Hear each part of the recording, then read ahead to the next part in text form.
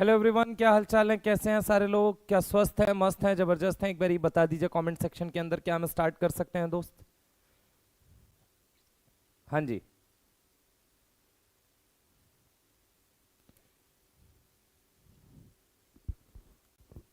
चलिए चलिए चलिए चलिए।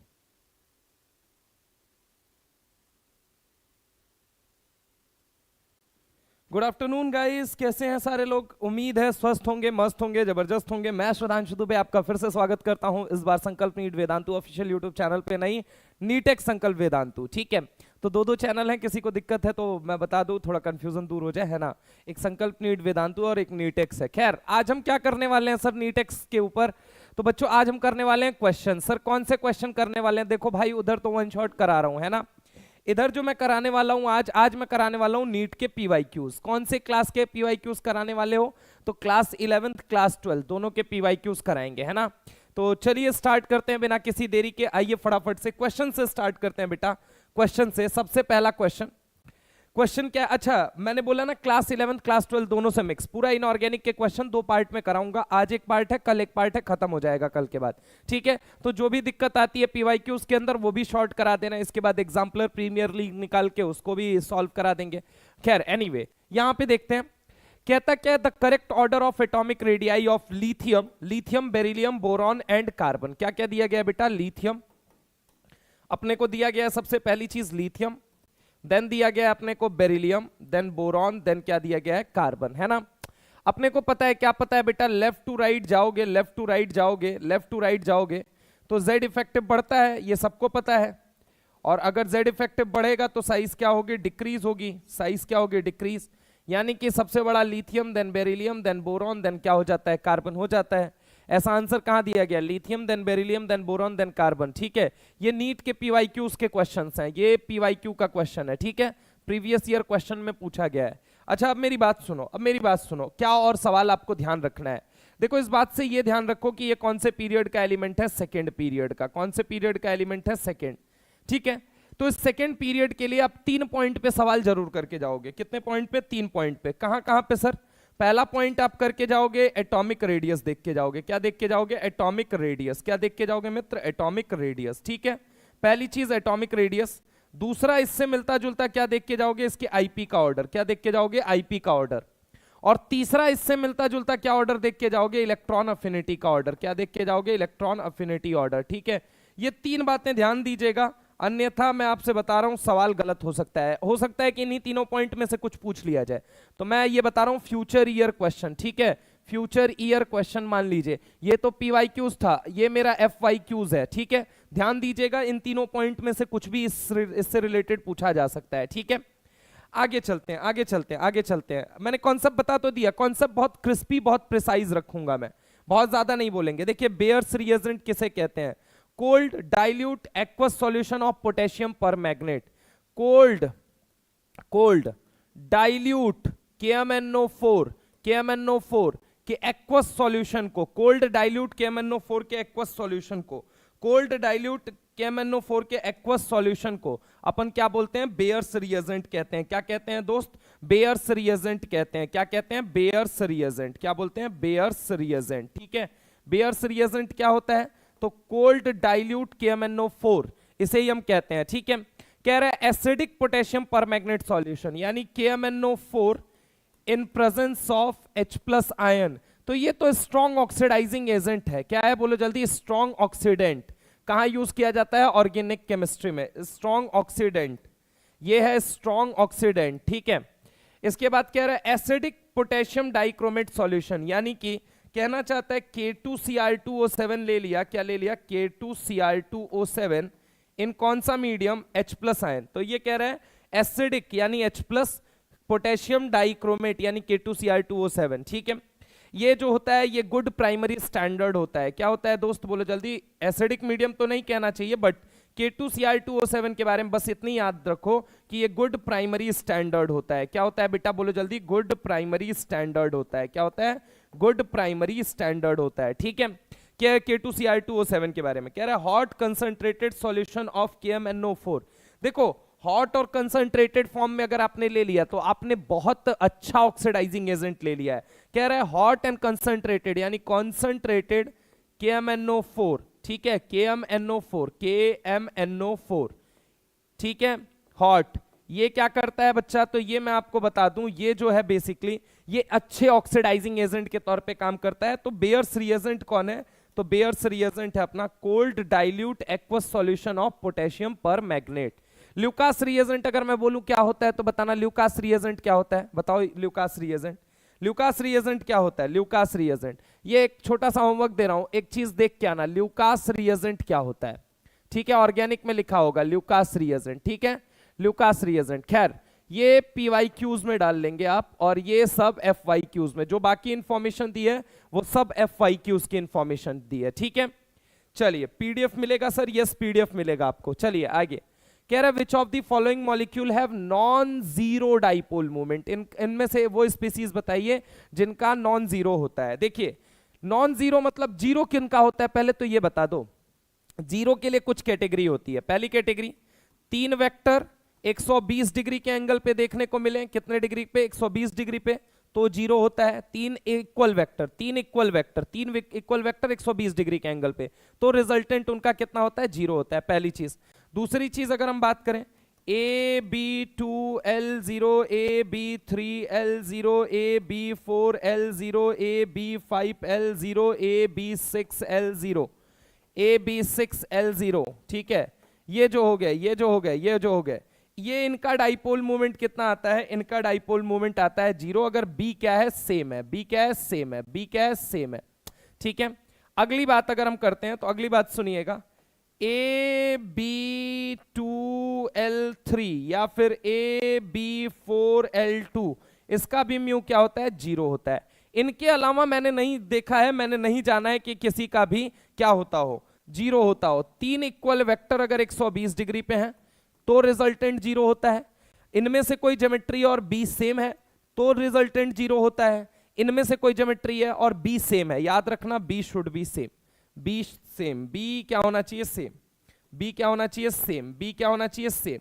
अगर इनमें से कोई ज्योमेट्री है, इनमें से कोई ज्योमेट्री है, चाहे इनमें से कोई ज्योमेट्री है, ऑलवेज रिमेंबर बेटा कि डाइपोल मूवमेंट क्या हो सकता है, जीरो हो सकता है, मतलब म्यू कितना हो सकता है, म्यू जीरो हो सकता है। एनीवे क्या कह रहा है, which of the following molecule has non zero dipole movement value.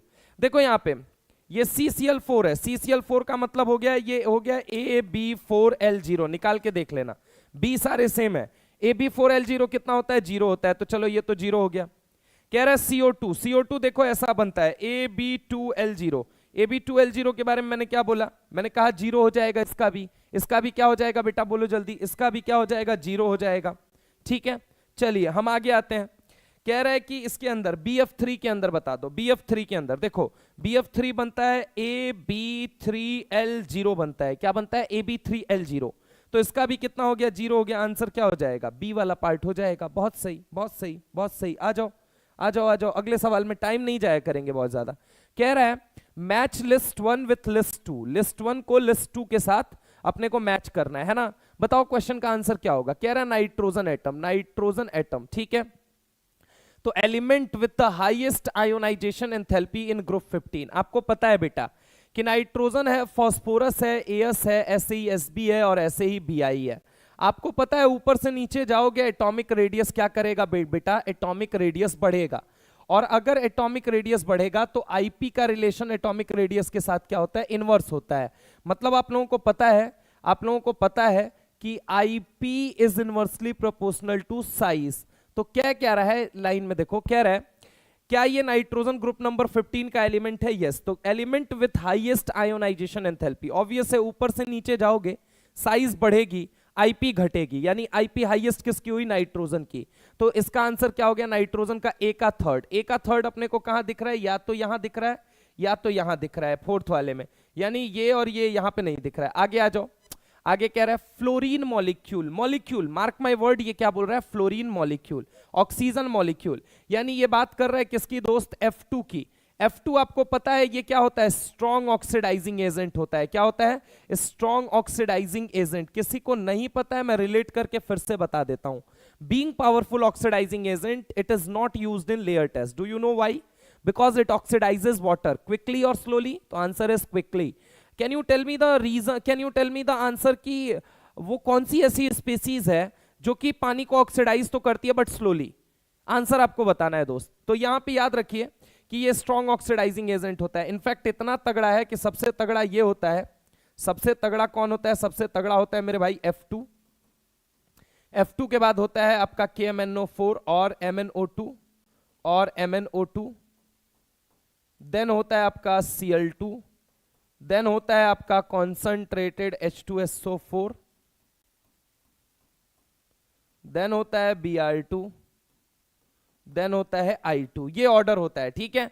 इतना तगड़ा ऑक्सीडाइजिंग एजेंट होता है। एनीवे अगर हम बात करते हैं, कह रहे हैं O2 मॉलिक्यूल के बारे में, MOT अगर आप लोगों ने पढ़ा हो तो B2O2 और S2, B2O2 और S2, बेटा B2O2 और S2 को क्या बोला जाता है? पैरामैग्नेटिक। क्या बोला जाता है? पैरामैग्नेटिक। क्या बोला जाता है? पैरामैग्नेटिक। क्या बोला जाता है? पैरामैग्नेटिक। क्या बोला जाता है? पैरामैग्नेटिक, ठीक है। तो ये तो क्या हो गया? ये तो पैरामैग्नेटिक हो गया। फ्लोरीन क्या हो गया? तो ये हो गया strong oxidising agent. Xenon atom most reactive element in group 18। हाँ, बहुत सारे कंपाउंड बनाता है। XeF2 बनाता है, XeO2F2 बनाता है, XeF4 बनाता है, XeF6 बनाता है, XeF3 माइनस बनाता है, XeF5 माइनस बनाता है ना। तो ये सारे बहुत सारे कंपाउंड, न्यूमरस कंपाउंड बनाता है। सबसे इंपॉर्टेंट सवाल मैं आपको बताना चाहता हूं जो इससे रिलेटेड फ्यूचर ईयर क्वेश्चन में बन सकता है, वो क्या बन सकता है दोस्त? कि देखो Xenon जो होता है ना, Xe जो होता है, ये PTF6 के साथ रिएक्ट करके क्या बनाता है? XePTF6। क्या बनाता है? XePTF6 बनाता है। और ये बात किसने चेक की थी? नील बर्थलेट ने चेक की थी, ठीक है। कैसे चेक की थी? उसने क्या देखा कि IP of Xenon and molecular oxygen is similar. Mark my word, ये बहुत इंपॉर्टेंट पॉइंट है, ठीक है। IP of Xenon and molecular oxygen is similar. तो उसने बोला पहले O2 के साथ रिएक्ट करवाया। किसको? O2 के साथ। O2 के साथ PTF6 लेके रिएक्ट करवाया। पूछा बताओ क्या बनेगा? तो यहां बना O2 प्लस PTF6 माइनस। क्या बना? PTF6 minus. यहां Xe प्लस, यहां PTF6 माइनस। किसने किया? नील बर्थलेट ने। सवाल क्या क्या बन सकता है? ये किस कलर के होते हैं? रेड या ऑरेंज कलर के होते हैं। किस कलर के होते हैं? रेड या ऑरेंज कलर के। अब एक और बात सुनो, अब एक और बात सुनो दोस्त, मैं आपको बताना चाहता हूं। Xe PTF6 है, O2 PTF6 है, ठीक है। ये बात तो हो गई। अब ढंग से सुनना जो बात मैं तुमको बताने जा रहा हूं।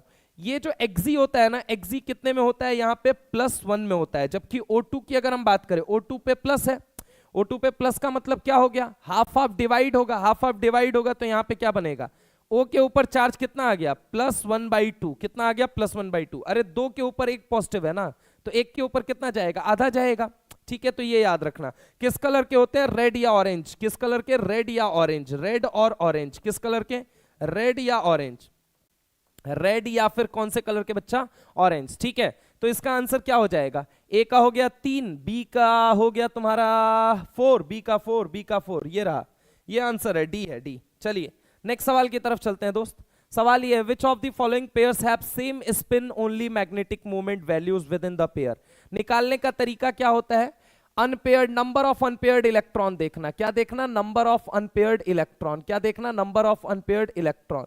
Point something, point something, point something, point something, किसकी वैल्यू हो जाएगी? म्यू की वैल्यू हो जाएगी। यही तरीका है। जैसे फॉर एग्जाम्पल Zn+2 का मतलब क्या हो गया? Zn+2 का मतलब हो जाता है 3d10। क्या हो जाता है? 3d10। टाइटेनियम 2+ का मतलब क्या हो जाता है? कन्फ्यूग्रेशन लिख लो सारे लोग। टाइटेनियम 2+ का मतलब क्या हो जाता है? तो 3d2 हो जाएगा, ठीक है। क्रोमियम 2+ का मतलब क्या हो जाता है? क्रोमियम 2+ का मतलब हो जाता है 3d4। अच्छा, Fe+2 का मतलब क्या हो जाता है? तो इसका मतलब हो जाता है 3d6। अच्छा, V2+ का मतलब क्या हो जाता है? तो V2+ का मतलब हो जाता है आपका 3d3। Cu+ का मतलब हो जाता है 3d10, ठीक है। तो देखो यहाँ पे एक भी अनपेयर्ड इलेक्ट्रॉन नहीं है दोस्त, यहाँ पे एक भी अनपेयर्ड इलेक्ट्रॉन नहीं है। तो म्यू इसके लिए तो 0 हो गया। जिसके लिए है म्यू, बस उसके लिए लिख रहा हूं। 3 अनपेयर्ड, तीनों है, तीनों अनपेयर्ड होंगे, तो म्यू की वैल्यू कितनी आ गई? 3 पॉइंट समथिंग आ जाती है। यहाँ पे कितने अनपेयर्ड हैं? टोटल डी में कितने इलेक्ट्रॉन है? 6। 6 का मतलब जानते हो भाई? 6 का मतलब क्या होता है? 6 का मतलब यूं होता है। 6 का मतलब 1 इलेक्ट्रॉन, 2 इलेक्ट्रॉन, 3 इलेक्ट्रॉन, 4 इलेक्ट्रॉन, 5, 6, 6। कितने अनपेयर्ड दिख रहे हैं इसमें? 1 2 3 4। तो ये कितना हो जाएगा? म्यू की वैल्यू यहाँ पे 4 पॉइंट समथिंग हो जाएगी, ठीक है। क्रोमियम में फिर से 3d4 है, तो इसके म्यू की वैल्यू कितनी हो जाएगी 4 पॉइंट समथिंग। यानी क्रोमियम और Fe2+ का अभी तक सेम आ चुका है, क्रोमियम और Fe2+ का। टाइटेनियम में 2 अनपेयर्ड है, तो म्यू की वैल्यू कितनी हो जाएगी 2 पॉइंट समथिंग, कितनी हो जाएगी 2 पॉइंट समथिंग, ठीक है। अब इधर मैं बात करूं तो इधर म्यू कितना हो जाएगा 0 हो जाएगा। तो याद रखिएगा यहां पे म्यू 0 है और यहां पे म्यू क्या है 0 है, लेट सपोज, ठीक है। सवाल क्या पूछा जा रहा है, which of the following pairs of ion will have same spin only magnetic values with in the pair, with in the pair, with in the pair. अगर हम बात करें तो आंसर क्या हो जाएगा, आंसर हो जाएगा Cr एंड Fe+2, यस ये Zn+2 एंड Ti+2 नहीं, Ti एंड Cu2+ नहीं, V2+ एंड Cu2+ नहीं। अगर हम बात करें आंसर क्या हो जाएगा, एक तो हो गया B, और कौन सा है, और कौन सा है, और कोई है क्या भाई, एक बार चेक कर लो। Zn का कितना है 0 है, ठीक है, Zn का 0 है, और Ti का कितना है, Ti का 2 है, ठीक है। तो ये दोनों तो सेम नहीं होंगे, आगे आ जाओ, इन दोनों का सेम है। Ti3+ है, अच्छा Ti3+ भी दे रखा है, तो Ti3+ का मतलब क्या हो जाता है दोस्त, Ti3+ का मतलब हो जाता है तुम्हारा यहाँ पे 3d2 है तो यहाँ 3d1 हो जाएगा, और अगर ये 1 हो गया तो म्यू की वैल्यू तुम्हारे लिए कितनी हो जाएगी 1 पॉइंट समथिंग हो जाएगी, 1 पॉइंट अगर हम बात करें 73। तो यहाँ पे देखो अच्छा Cu2+ भी दिया है, Cu2+ भी, एक मिनट Cu2+ भी, तो Cu2+ का मतलब क्या हो गया बताइए, आपके 4s में से इलेक्ट्रॉन निकल गया और ये क्या बन गया 3d9, 3d9 का मतलब म्यू की वैल्यू उसके लिए भी 1 ही आएगी, म्यू की वैल्यू 1। तो yes B and C only, answer क्या हो जाएगा D. Yes yes yes, next सवाल ये करके बताइए, ये सवाल करके बताइए, आइडेंटिफाई द इनकरेक्ट स्टेटमेंट, आपको इनकरेक्ट स्टेटमेंट बताना है इनमें से, identify the incorrect statement, incorrect statement बताना है आपको, फटाफट बताइए फटाफट दोस्त।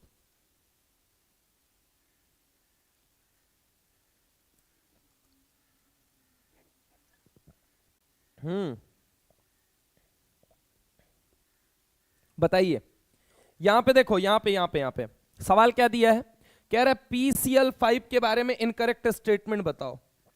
क्या बोल रहा है PCl5, ये देखो PCl, Cl, Cl, और यहां पे अगर हम बात करें Cl, और यहां पे अगर हम बात करें Cl, ये रहा अपने पास PCl, समझ गया मेरी बात को। अब जरा गौर से मेरी बात को समझना, इसको बोला जाता है इक्विटोरियल, कौन सा इक्विटोरियल, इक्विटोरियल, ठीक है, और इसको बोला जाता है बेटा एक्सियल, क्या बोला जाता है एक्सियल। आप सभी लोगों को पता है एक्सियल बड़ा होता है किससे, इक्विटोरियल से, ठीक है, इसीलिए इसके अंदर प्लेन ऑफ सिमेट्री तो आती है, प्लेन ऑफ सिमेट्री तो आती है, क्या आती है प्लेन ऑफ सिमेट्री, इसके अंदर देखोगे तो प्लेन ऑफ सिमेट्री देखने को मिलेगी, यानी ये सिमेट्रिकल स्ट्रक्चर है, plane of symmetry, plane of symmetry, plane of symmetry is present, that is why ये सिमेट्रिकल है। बट एक्सियल की लेंथ बड़ी है, इक्विटोरियल की लेंथ छोटी है, इसका मतलब एक्सियल की लेंथ बड़ी है, इक्विटोरियल की लेंथ छोटी होने के कारण PCl5 does not have regular geometry, does not have regular geometry, regular geometry नहीं होती है इसके पास, it is not an example of regular geometry, चूंकि रेगुलर ज्योमेट्री नहीं इसलिए बहुत ज्यादा रिएक्टिव है। ऑप्शन क्या क्या दिया गया है, PCl5 possesses 2 different PCl bond angles, yes of course, how, see यार ऐसे देखो ना, ये कितने एंगल हैं, ये तो 120 के एंगल हैं, ठीक है, ये 120 वाले एंगल देखने को मिल रहे हैं, यस सर देखने को मिल रहे हैं। अच्छा ये बता तेरे को 90 का एंगल नहीं देखने को मिल रहा है, एक्सियल इक्विटोरियल एंगल कितना आ रहा है, तो ये वाला एंगल कितना है 90 है, तो देख एक बात था, क्या 2 एंगल देखने को मिल रहे हैं, तो yes 2 different PCl bond angles, yes बिल्कुल सही बात है।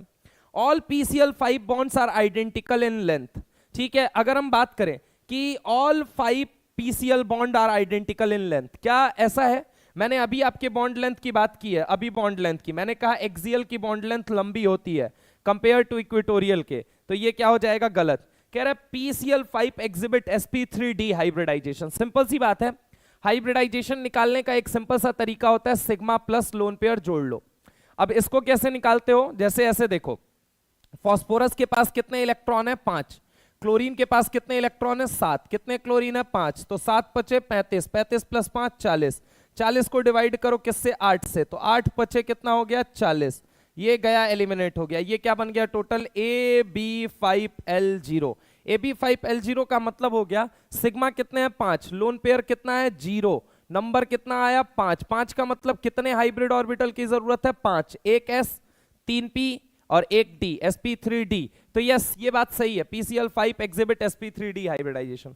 PCl5 consists of 5 PCl sigma bond, yes ये भी बात सही है। So the correct answer is what, जो इनकरेक्ट होते हुए भी करेक्ट आंसर है अभी के लिए वो ये है, ठीक है, क्योंकि हमसे क्या पूछा जा रहा था, इनकरेक्ट स्टेटमेंट पूछा जा रहा था। क्या पूछा जा रहा था, इनकरेक्ट स्टेटमेंट, ठीक है। अगले सवाल पे आते हैं, अगले सवाल पे दोस्त कह रहा है which of the following sets of ion acts as oxidising agent. ये पता है इस क्वेश्चन कहां से पूछा गया है, ये पूछा गया है एफ ब्लॉक से। एफ ब्लॉक में कहां से पूछा गया है, लेंथेनॉइड से। लेंथेनॉइड में क्या पूछा जाना चाहता है, क्योंकि लेंथेनॉइड की मोस्ट कॉमन ऑक्सीडेशन स्टेट कितनी होती है, +3 होती है। क्यों, क्योंकि यहां पे लगता है लेंथेनॉइड कॉन्ट्रैक्शन, किसकी वजह से लगता है, 4f इलेक्ट्रॉन की पुअर शील्डिंग की वजह से लगता है, ठीक है। कितने तरह का कॉन्ट्रैक्शन होता है, तो कॉन्ट्रैक्शन मेरे भाई टोटल केमिस्ट्री में 3 तरह का होता है। पहला कौन सा होता है, ट्रांजिशन, दूसरा कौन सा होता है, लेंथेनॉइड, तीसरा कौन सा होता है, एक्टेनॉइड, ठीक है। तो अगर हम आपसे बात करें कि लेंथेनॉइड कॉन्ट्रैक्शन के पीछे की वजह बताओ, तो आपको कहना है सर, क्या कहना है सर, जो लेंथेनॉइड के पीछे की वजह है वो कौन है, वो है 4f का इलेक्ट्रॉन। अगर हम बात करें कि बताइए ट्रांजिशन के पीछे की वजह बताइए, तो 3d इलेक्ट्रॉन। अगर मैं आपसे बोलूं कि आप मुझे एक्टेनॉइड के पीछे की वजह बताओ, तो आप कहना 5f इलेक्ट्रॉन। मैं बोलूं मैग्नीट्यूड वाइज तीनों कॉन्ट्रैक्शन में तगड़ा कॉन्ट्रैक्शन कौन है, तो आप कहना एक्टेनॉइड कॉन्ट्रैक्शन इज बेहतर देन लेंथेनॉइड कॉन्ट्रैक्शन इज बेहतर देन ट्रांजिशन कॉन्ट्रैक्शन। ये बात आप बोलना भाई, ये बात दिल खोल के बोलना, ये बात दिल खोल के बोलना, मैग्नीट्यूड वाइज इन तीनों में सबसे तगड़ा कौन सा होता है। सवाल ये है which of the following set of ion act as oxidising agent. मैं आपको आंसर बता दूं, Eu2+ होता है, Yb2+ होता है। क्यों सर, क्योंकि Eu2+ जो होता है, ठीक है, सिर पर नदियां प्रेम की समाई यूं गदगद तब्दिल हुआ, अरे इंजीनियर तुम यबलू, Eu2+ है, Yb+2 है, ठीक है। ये कितने में होता है, ये होता है आपका, अगर मैं आपसे बात करूं तो ये होता है, ये होता है, अगर हम बात करें Eu+2 और Yb+2, ये दोनों के दोनों जो है, ये दोनों के दोनों क्या करना चाहते हैं, इलेक्ट्रॉन छोड़ना चाहते हैं और क्या बनना चाहते हैं। ये लेंथेनॉइड की मोस्ट कॉमन ऑक्सीडेशन स्टेट कितनी है, +3 है, तो ये +3 में जाना चाहते हैं। ये कहां जाना चाहते हैं, +3 में। कहां जाना चाहते हैं, +3। अब +3 में जाना चाहते हैं, अगर ये +3 में जाना चाहते हैं, तो उसके लिए क्या करेंगे, इलेक्ट्रॉन छोड़ेंगे। अगर ये इलेक्ट्रॉन छोड़ेंगे तो कोई तो खाएगा, कोई तो खाएगा। अगर कोई खाएगा तो उसका पॉजिटिव चार्ज कम हो रहा है, यानी कि पूछा जा रहा है which of the following set of ion act as oxidising agent. कौन ऐसा है जो ऑक्सीडाइजिंग एजेंट की तरह काम करेगा। तो आप मुझे बताइए, ऑक्सीडाइजिंग एजेंट की अगर हम बात करते हैं, तो ऑक्सीडाइजिंग एजेंट के तौर पे कौन काम कर सकता है। ऑक्सीडाइजिंग एजेंट का मतलब क्या हुआ, जो सामने वाले से इलेक्ट्रॉन छीन ले, सामने वाले से इलेक्ट्रॉन छीन ले, अपना इलेक्ट्रॉन ना दे, सामने वाले से छीन ले। तो आप मुझे ये बताओ, आप मुझे बताओ क्या हो जाएगा आंसर। तो आंसर हो जाएगा सर, एक सीरियम 4+ भी दिख रहा है। क्या दिख रहा है, सीरियम +4। अब सीरियम +4 से कहां आना चाहता है, आप आंसर सोच के बताइए।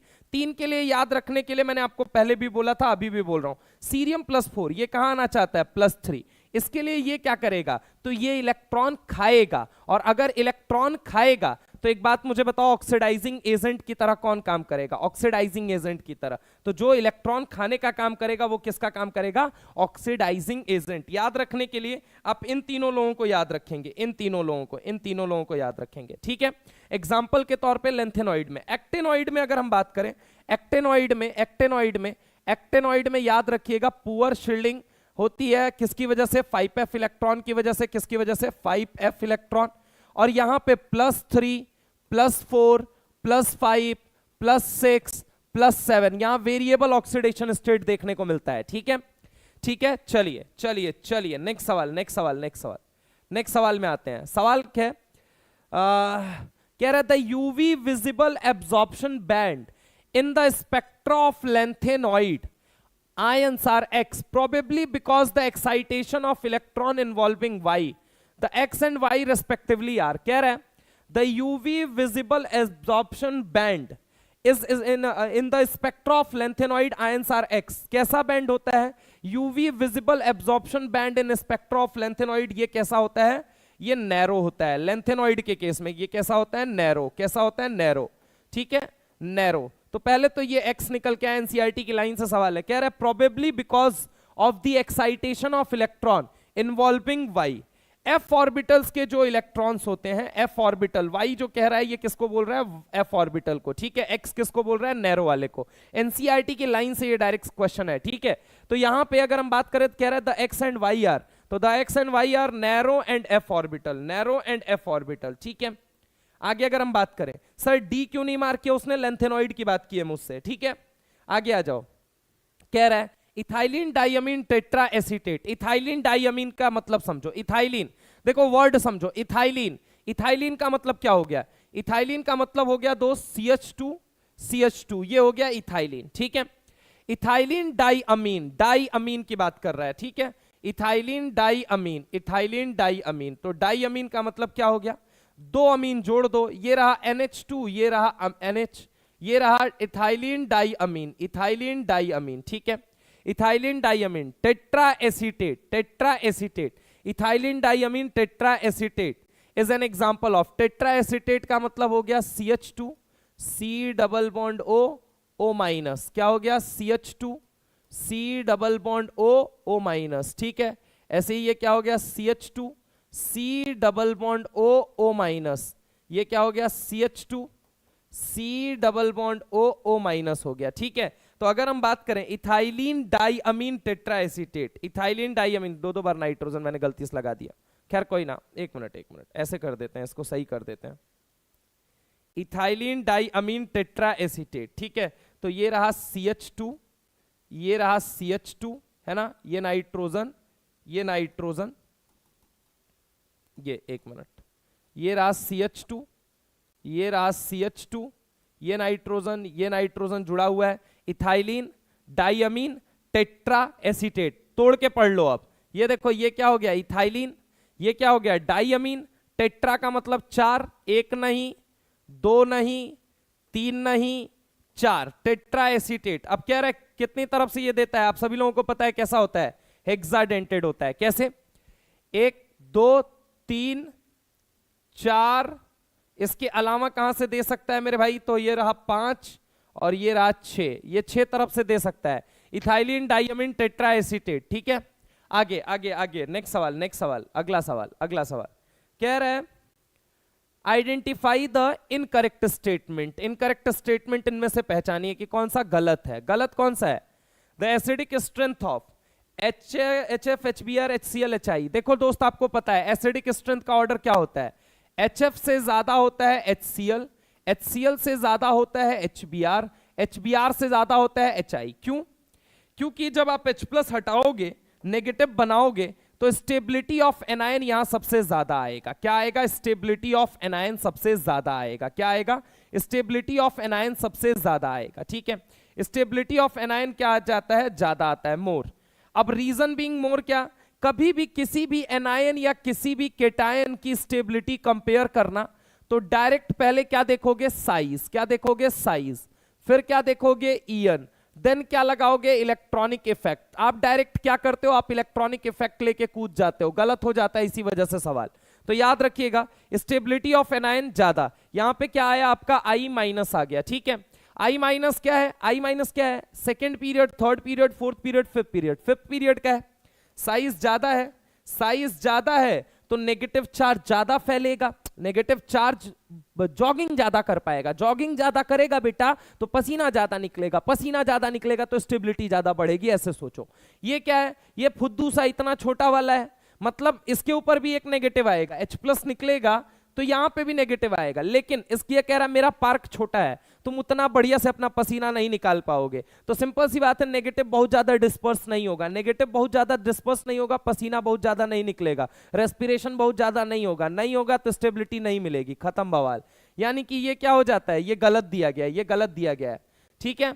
K का ऑर्डर दे, K का ऑर्डर दे, या फिर अगर मुझसे एसिडिक स्ट्रेंथ का ऑर्डर दे तो आंसर मेरा ये जाना चाहिए, आंसर मेरा ये। लेकिन अगर वो मुझे पीके का ऑर्डर दे देता है तो आंसर ये जाना चाहिए, पीके देता तो सही होता आंसर। आगे कह रहा है fluorine exhibit -1 oxidation state. Yes, कहां एग्जिबिट करता है सर, फ्लोरीन का एकमात्र ऑक्सी एसिड बनता है, उसका नाम होता है HOF। क्या नाम होता है, HOF। HOF क्या नाम होता है बेटा, HOF क्या होता है? HOF। ठीक है, इसमें फ्लोरीन कितने में रहता है? -1, हाइड्रोजन +1 में और ये 0 में। अब कहोगे कैसे सर? देखो बेटा कैसे, आपको बताता हूं। ये इलेक्ट्रॉन अपनी तरफ खींचेगा तो ये +1 में आया। हाँ, ऑक्सीजन और हाइड्रोजन में कौन इलेक्ट्रॉन खींचेगा? ये तो ये -1 +1 मिलके इसके क्या हो गए? नील बटा सन्नाटा हो गए, नील बटा सन्नाटा। हाइड्रोजन +1 में, ऑक्सीजन सॉरी फ्लोरीन -1 में। तो कह रहा है फ्लोरीन एग्जिबिट -1 ऑक्सीडेशन स्टेट। बिल्कुल सही बात है। Whereas other halogen exhibit +1 +3 +5 +7। Yes, आप देखिए HOCl को उठा के, HOCl को आप उठा के देखिए, HOCl के बाद SClO2, उसके बाद आप देखिए SClO3, फिर आप देखिए SClO4। ठीक है, समझ रहे हैं आप मेरी बात को? अगर आप ऐसे करके देखेंगे तो आपको समझ में आएगा Cl+1 में है, Cl+3 में है, Cl+5 में है, Cl+7 में है। अगर आप ढंग से देखेंगे तो आपको ये चीज दिखाई देगी, है ना? ये चीज दिखाई देगी। HOCl, SClO2, SClO3, SClO4। बेटा इसके बारे में 3 पॉइंट और याद करके जाना, ये जानबूझ के मैंने लिखा है। क्यों? इसका थर्मल स्टेबिलिटी आपको देखना है। एक तो थर्मल स्टेबिलिटी देखना है, एक तो इसका थर्मल स्टेबिलिटी देख लेना, एक इसका देख लेना एसिडिक स्ट्रेंथ। क्या देख लेना? Acidic strength. ये सवाल आपसे पेपर में आप लोगों को देखने को मिल सकता है, एसिडिक स्ट्रेंथ। और तीसरा इसके बारे में क्या पॉइंट देख लोगे पता है बच्चा? तीसरा तुम देख लेना ऑक्सीडाइजिंग पावर। क्या देख लेना? Oxidising power. ऑक्सीडाइजिंग पावर किसी को डिटेल में करना है तो ऑलरेडी मैं स्मार्ट वन शॉट के अंदर करा रहा हूं, बट मैं क्वेश्चन से भी कुछ प्रेडिक्शंस आपको दूंगा कि बच्चा ये मत छोड़ के जाना, ये जरूर करके जाना यार। ठीक है, आपको एग्जाम में जाने के बाद ना मैं तुमको बता रहा हूं, तुमको ये फीलिंग नहीं आएगी कि मास्टर ने जो बताया वो आया, नहीं। तुमको ये फीलिंग आएगी ना, सवाल तुम कहीं से फेंक दो यार, तुम कौन पेपर हमको बना के दे दो, हम कर डालेंगे सॉल्व। ये कॉन्फिडेंस चाहिए मेरे को, है ना? जो पढ़ाया वही आया, क्या पढ़ाया क्या वही आया, है ना? वो वाला सीन नहीं होना चाहिए, या जो पढ़ा वही आया। अब जो पढ़ोगे वही आएगा, सिलेबस वही है, एनसीईआरटी। अब इतने नीचे लेवल के पेपर में ना आए तब तो फिर गड़बड़ है ना मामला। इसीलिए मैं कह रहा हूं कि आपको फोकस कहां पे करना है? ऑप्शंस पे, पीवाईक्यूज के ऑप्शंस पे भी ध्यान देके जाओ। मैं तुमको बता रहा हूं सवाल तुमको डरा नहीं पाएगा दोस्त। आ जाओ आ जाओ आ जाओ। कह रहा था enthalpy of dissociation of F2 is smaller than Cl2। पता है ये क्या कहना चाहता है? इसका मतलब ये है कि बॉन्ड डिसोसिएशन एनर्जी का ऑर्डर क्या होता है ये भी आपको पता होना चाहिए। तो बॉन्ड डिसोसिएशन एनर्जी का ऑर्डर, ये पीवाईक्यूज का ये ऑप्शन आपसे ये कहना चाहता है कि बॉन्ड डिसोसिएशन एनर्जी का ऑर्डर क्या होता है? तो होता है Cl2, देन क्या होता है Br2, देन क्या होता है F2, देन क्या होता है I2। अब आप लोग इतना हेलोजन में घुस ही रहे हो तो मैं आपको थोड़ा थोड़ा हिंट कर देता हूं यार। क्या हिंट कर देता हूं? हो सकता है वो आपसे इलेक्ट्रॉन अफिनिटी की भी बात करे। तो इलेक्ट्रॉन अफिनिटी की बात क्या होगी? Chlorine, then fluorine, then bromine, then क्या हो जाता है? आयोडीन हो जाता है। क्या हो जाता है? आयोडीन हो जाता है। हो सकता है वो डाइपोल मूवमेंट की भी बात कर ले, म्यू डाइपोल मूवमेंट की। ठीक है, CH3Cl का सबसे ज्यादा होता है, देन होता है CH3F का, देन होता है CH3Br का, देन होता है CH3I का। सर ये सब क्यों बता रहे हो? एक बच्चे के लेवल पे अगर देखा जाए तो ये 3 पॉइंट आपको इस ऑप्शन से क्लियर हो जाना चाहिए था कि ये तीनों पॉइंट में से कोई एक सवाल हमसे पूछा जा सकता है। ठीक है, तो ठीक है, ये भी बात सही है। आगे क्या कहता है? Fluorine is stronger oxidising agent than chlorine. कहने का मतलब क्या है? मैंने आपको बताया कि फ्लोरीन सबसे तगड़ा होता है, देन होता है मेरे भाई KMnO4, और क्या अगर हम बात करें तो और होता है MnO2, देन होता है Cl2, देन होता है कॉन्संट्रेटेड H2SO4, देन क्या होता है Br2 होता है, देन क्या होता है बच्चा I2 होता है। क्लियर है? तो यहाँ पे भी इनमें भी कोई दिक्कत नहीं है। आंसर इज व्हाट, जो गलत होते हुए भी सही है, क्योंकि हमसे यही पूछा गया है कि बताइए इनमें से गलत कौन सा है। आपसे सवाल ही पूछा गया इनकरेक्ट स्टेटमेंट बताइए, आंसर क्या हो जाएगा? पहला। Clear everyone? क्लियर? अब अगले अगले अगले सवाल की तरफ आ जाते हैं। अगले सवाल की तरफ बताइए, ये वाला क्वेश्चन करके बताइए फटाफट।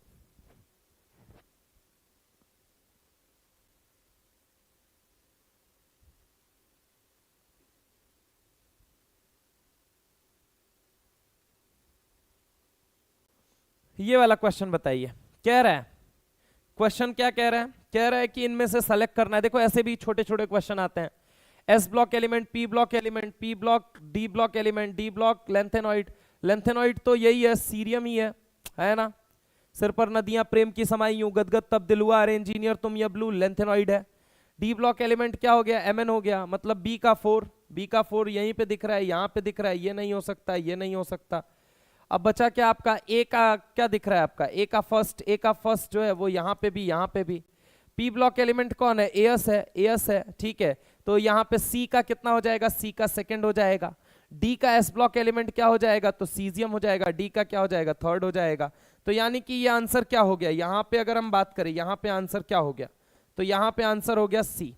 क्लियर है, यहाँ पे आंसर क्या हो गया, सी हो गया। नेक्स्ट आते हैं, ए कौन गोचू कर रहा है, गलत है।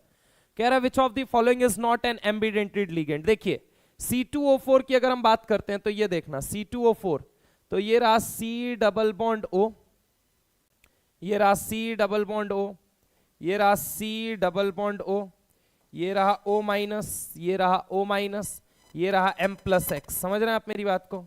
तो यहां पे अगर हम बात करें, ये ऑक्सीजन नेगेटिव, ये ऑक्सीजन नेगेटिव, ठीक है, ये रहा।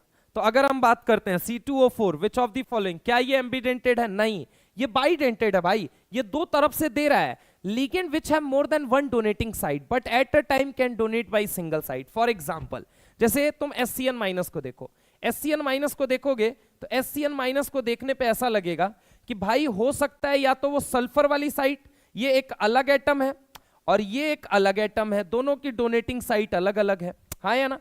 तो ligand which have more than one donating site but at a time can donate by single site is known as what, ambidentate. Ligand जिनके पास एक से ज्यादा डोनेटिंग साइट होती है, यानी डिफरेंट डिफरेंट डोनर एटम होते हैं। यहाँ डिफरेंट डोनर एटम थोड़ी है भाई, ये एम्बिडेंटेड नहीं है, जबकि ये एम्बिडेंटेड है। और छोड़ो, और एग्जांपल देता हूं तुमको। मान लो जैसे ये ऑक्सीजन है, ये नाइट्रोजन है, ये देखना, ये ऑक्सीजन है और ये क्या है, nitrogen, double bond oxygen. Nitrogen अपना लोन पेयर दे सकता है, यस सर। ऑक्सीजन अपना नेगेटिव दे सकता है, यस सर। तो अगर नेगेटिव बात करें या फिर इलेक्ट्रॉन पेयर, ऑक्सीजन भी अपना इलेक्ट्रॉन पेयर दे सकता है, हाँ सर। और नाइट्रोजन भी दे सकता है, इधर से भी दिया जा सकता है और इधर से भी दिया जा सकता है, ठीक है, कोई बात नहीं। तो यानी कि ये भी एम्बिडेंटेड, ये भी डिफरेंट डिफरेंट डोनेटिंग साइट है, ठीक है। ये क्या है, बी है, ये क्या है, सी है, ये क्या है, ए है। अगली बात करें CN-, अगर हम बात करते हैं डी, अगर हम बात करते हैं डी, CN- में देखो डिफरेंट डोनर एटम है, नाइट्रोजन अलग है, कार्बन अलग है, लेकिन देगा एक ही तरफ से, याद रखिएगा। एम्बिडेंटेड की बात कर रहा है, यानी ligand which have more than one donating site, which have more then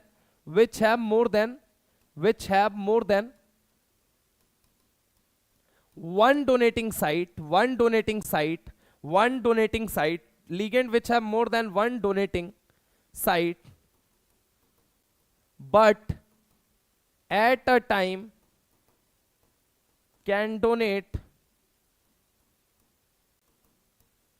by single site. A eight a time, एक ही तरफ से। तो क्या पूछा जा रहा है, नॉट एन एम्बिडेंटेड, तो आंसर हो जाएगा ए। आंसर क्या हो जाएगा, ए। आ जाइए अगले सवाल में। कह रहा है the oxidation state not shown by Mn in given reaction is. देखो भाई वो क्या देता है तुमको, मैग्नेट देता है। मैग्नेट में अब आपको मैं बता दूं, मैग्नेट में कितना होता है, एक ऑक्सीजन की वजह से चार्ज -2, कितने ऑक्सीजन है, 4, 4 × 2 -2 कितना हो गया, 8। 8 में से 2 घटा लो, बचा कितना, तो ये बचा +6। Mn कितने में, +6। ये देखो इसको हम कहते हैं पर मैग्नेट। क्या बोलते हैं, पर मैग्नेट। क्या बोलते हैं, पर मैग्नेट। क्या बोलते हैं दोस्त, पर मैग्नेट। एक ऑक्सीजन की वजह से 4, -2, कितने ऑक्सीजन है, 4, 4 दूना -8। 8 में से कितना घटा दो, 1 घटा दो, कितना बचा आपका, तो +7 में ये रहेगा। और ये कितने में रहेगा, +4 में। यानी कि कह रहा है the oxidation state not shown by Mn in the given compound. एक तो +2 नहीं दिखाया जा रहा है कहीं पे भी, और क्या नहीं दिखाया जा रहा है, बोलो जल्दी। +2 के बाद +3, ये दो चीजें नहीं दिख रही हैं, ये दो बताओ। +6 दिखा, यस दिखा। +2 दिखा, नो सर नहीं दिखा। +4 दिखा, यस, ये देखो ये रहा +4, ये रहा +4। +7, यस ये रहा, लेकिन +3 और +2 हमें नहीं दिखे हैं। +3 और +2 हमें नहीं दिखे हैं, ठीक है। +3 एंड +2, यानी आंसर क्या हो जाएगा, B and E only. Answer हो जाएगा डी।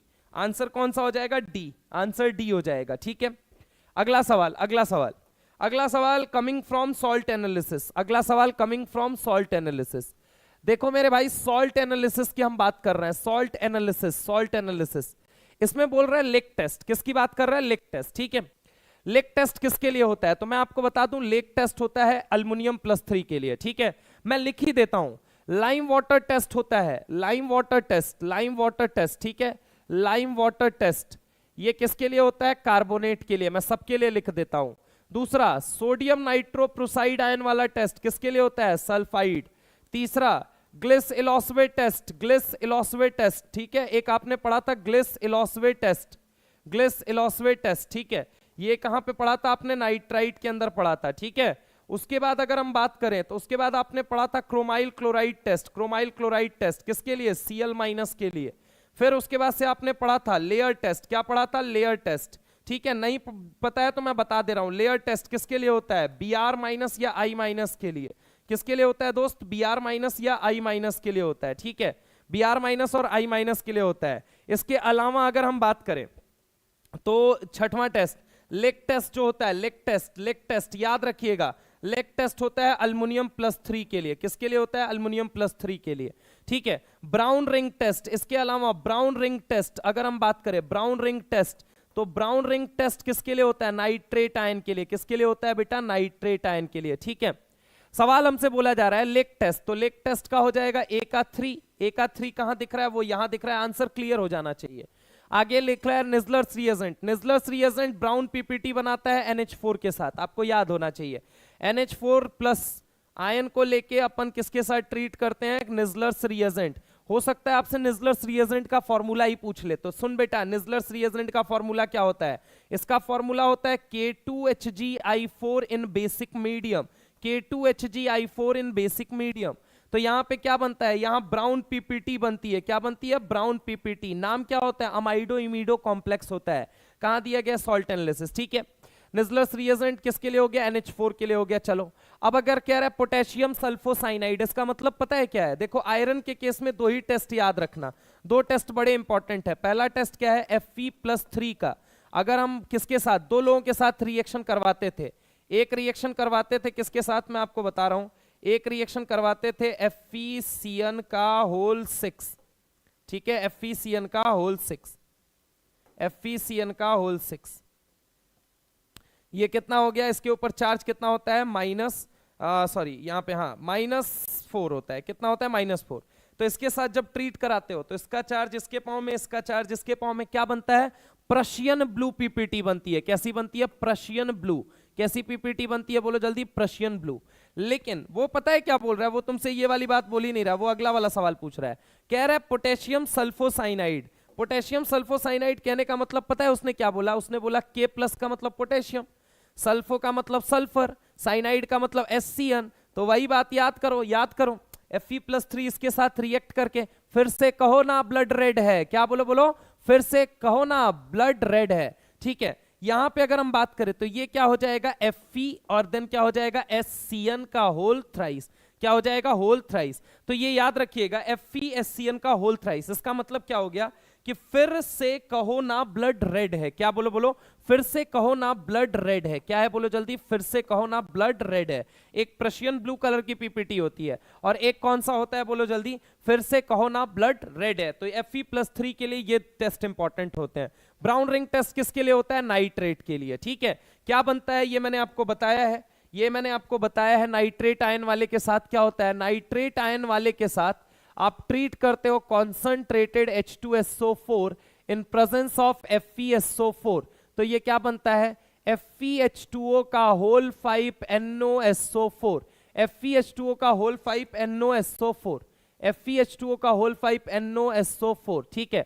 फियांसे के पास 5 बोतल पानी, baby do you love me, answer आया नो। आपने 4 बार, बेबी ने क्या बोला, 4 बार सॉरी, ठीक है। याद रखने का तरीका होता है, फियांसे 5 बोतल पानी, baby do you love me, answer आया नो, और बेबी ने 4 बार क्या बोला, सॉरी। कब पता चला आपको ये सारी बातें, आप फियांसे के पास क्यों गए थे, नाइट्रेट आयन का टेस्ट करने, ठीक है बेटा। ये किस कलर का मामला आपने सेट किया, तो ब्राउन कलर की रिंग निकाली और जेब से मामले को क्या कर दिया, कॉम्प्लेक्स कर दिया। तो ब्राउन रिंग कॉम्प्लेक्स, इसे हम क्या बोलते हैं, ब्राउन रिंग कॉम्प्लेक्स, ठीक है। तो ये रही पूरी brown ring complex, brown ring test की इंफॉर्मेशन, ठीक है। तो आंसर क्या हो जाएगा, आंसर डी हो जाएगा आपका, क्लियर है। चलिए चलिए नेक्स्ट सवाल, नेक्स्ट सवाल, नेक्स्ट सवाल कह रहा है, नेक्स्ट सवाल देखो भाई, बहुत शानदार सवाल है। कह रहा है एफर्वेंस ऑफ कलर ऑफ गैस। याद रखना कितने एनायन होते हैं, कितने एनायन होते हैं total, total anion. Salt analysis का ये सवाल है बेटा, सॉल्ट एनालिसिस का एनायन कितने होते हैं।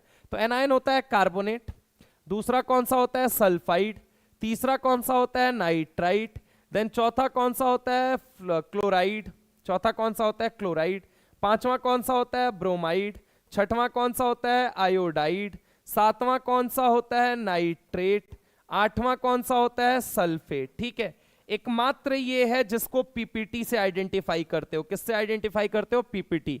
रेस्ट सबके अंदर से गैस निकलती है। क्या निकलती है? गैस। इनको गैस से ही अपन पहचानते हैं। जैसे कार्बोनेट में कौन सी गैस निकलती है मित्र? तो कार्बोनेट में CO2, H2S यहाँ पे रॉटन एग होती है, नाइट्राइट में NO2 ब्राउन फ्यूम होती है, यहाँ HCl भी निकलता है और कहीं कहीं Cl2 भी निकलता है, यहाँ Br2 निकलता है रेडिश ब्राउन, यहाँ वॉयलेट वेपर निकलता है I2, यहाँ पे वॉयलेट वेपर निकलता है क्या? I2। उसके बाद NO3 माइनस वाले में भी क्या निकलता है? NO2 निकलता है। क्या निकलता है? NO2।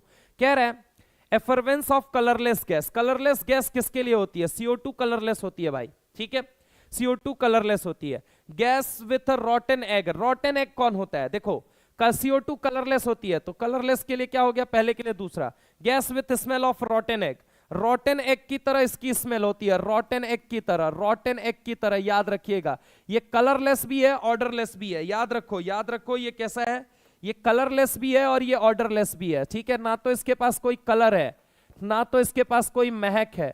कलरलेस भी है और कैसा है? ऑर्डरलेस भी है। कैसा है? ऑर्डरलेस। ठीक है, कलरलेस भी है और ऑर्डरलेस भी है। तो गैस विथ रॉटन एग, रॉटन एग, तो ये आंसर हो जाएगा third.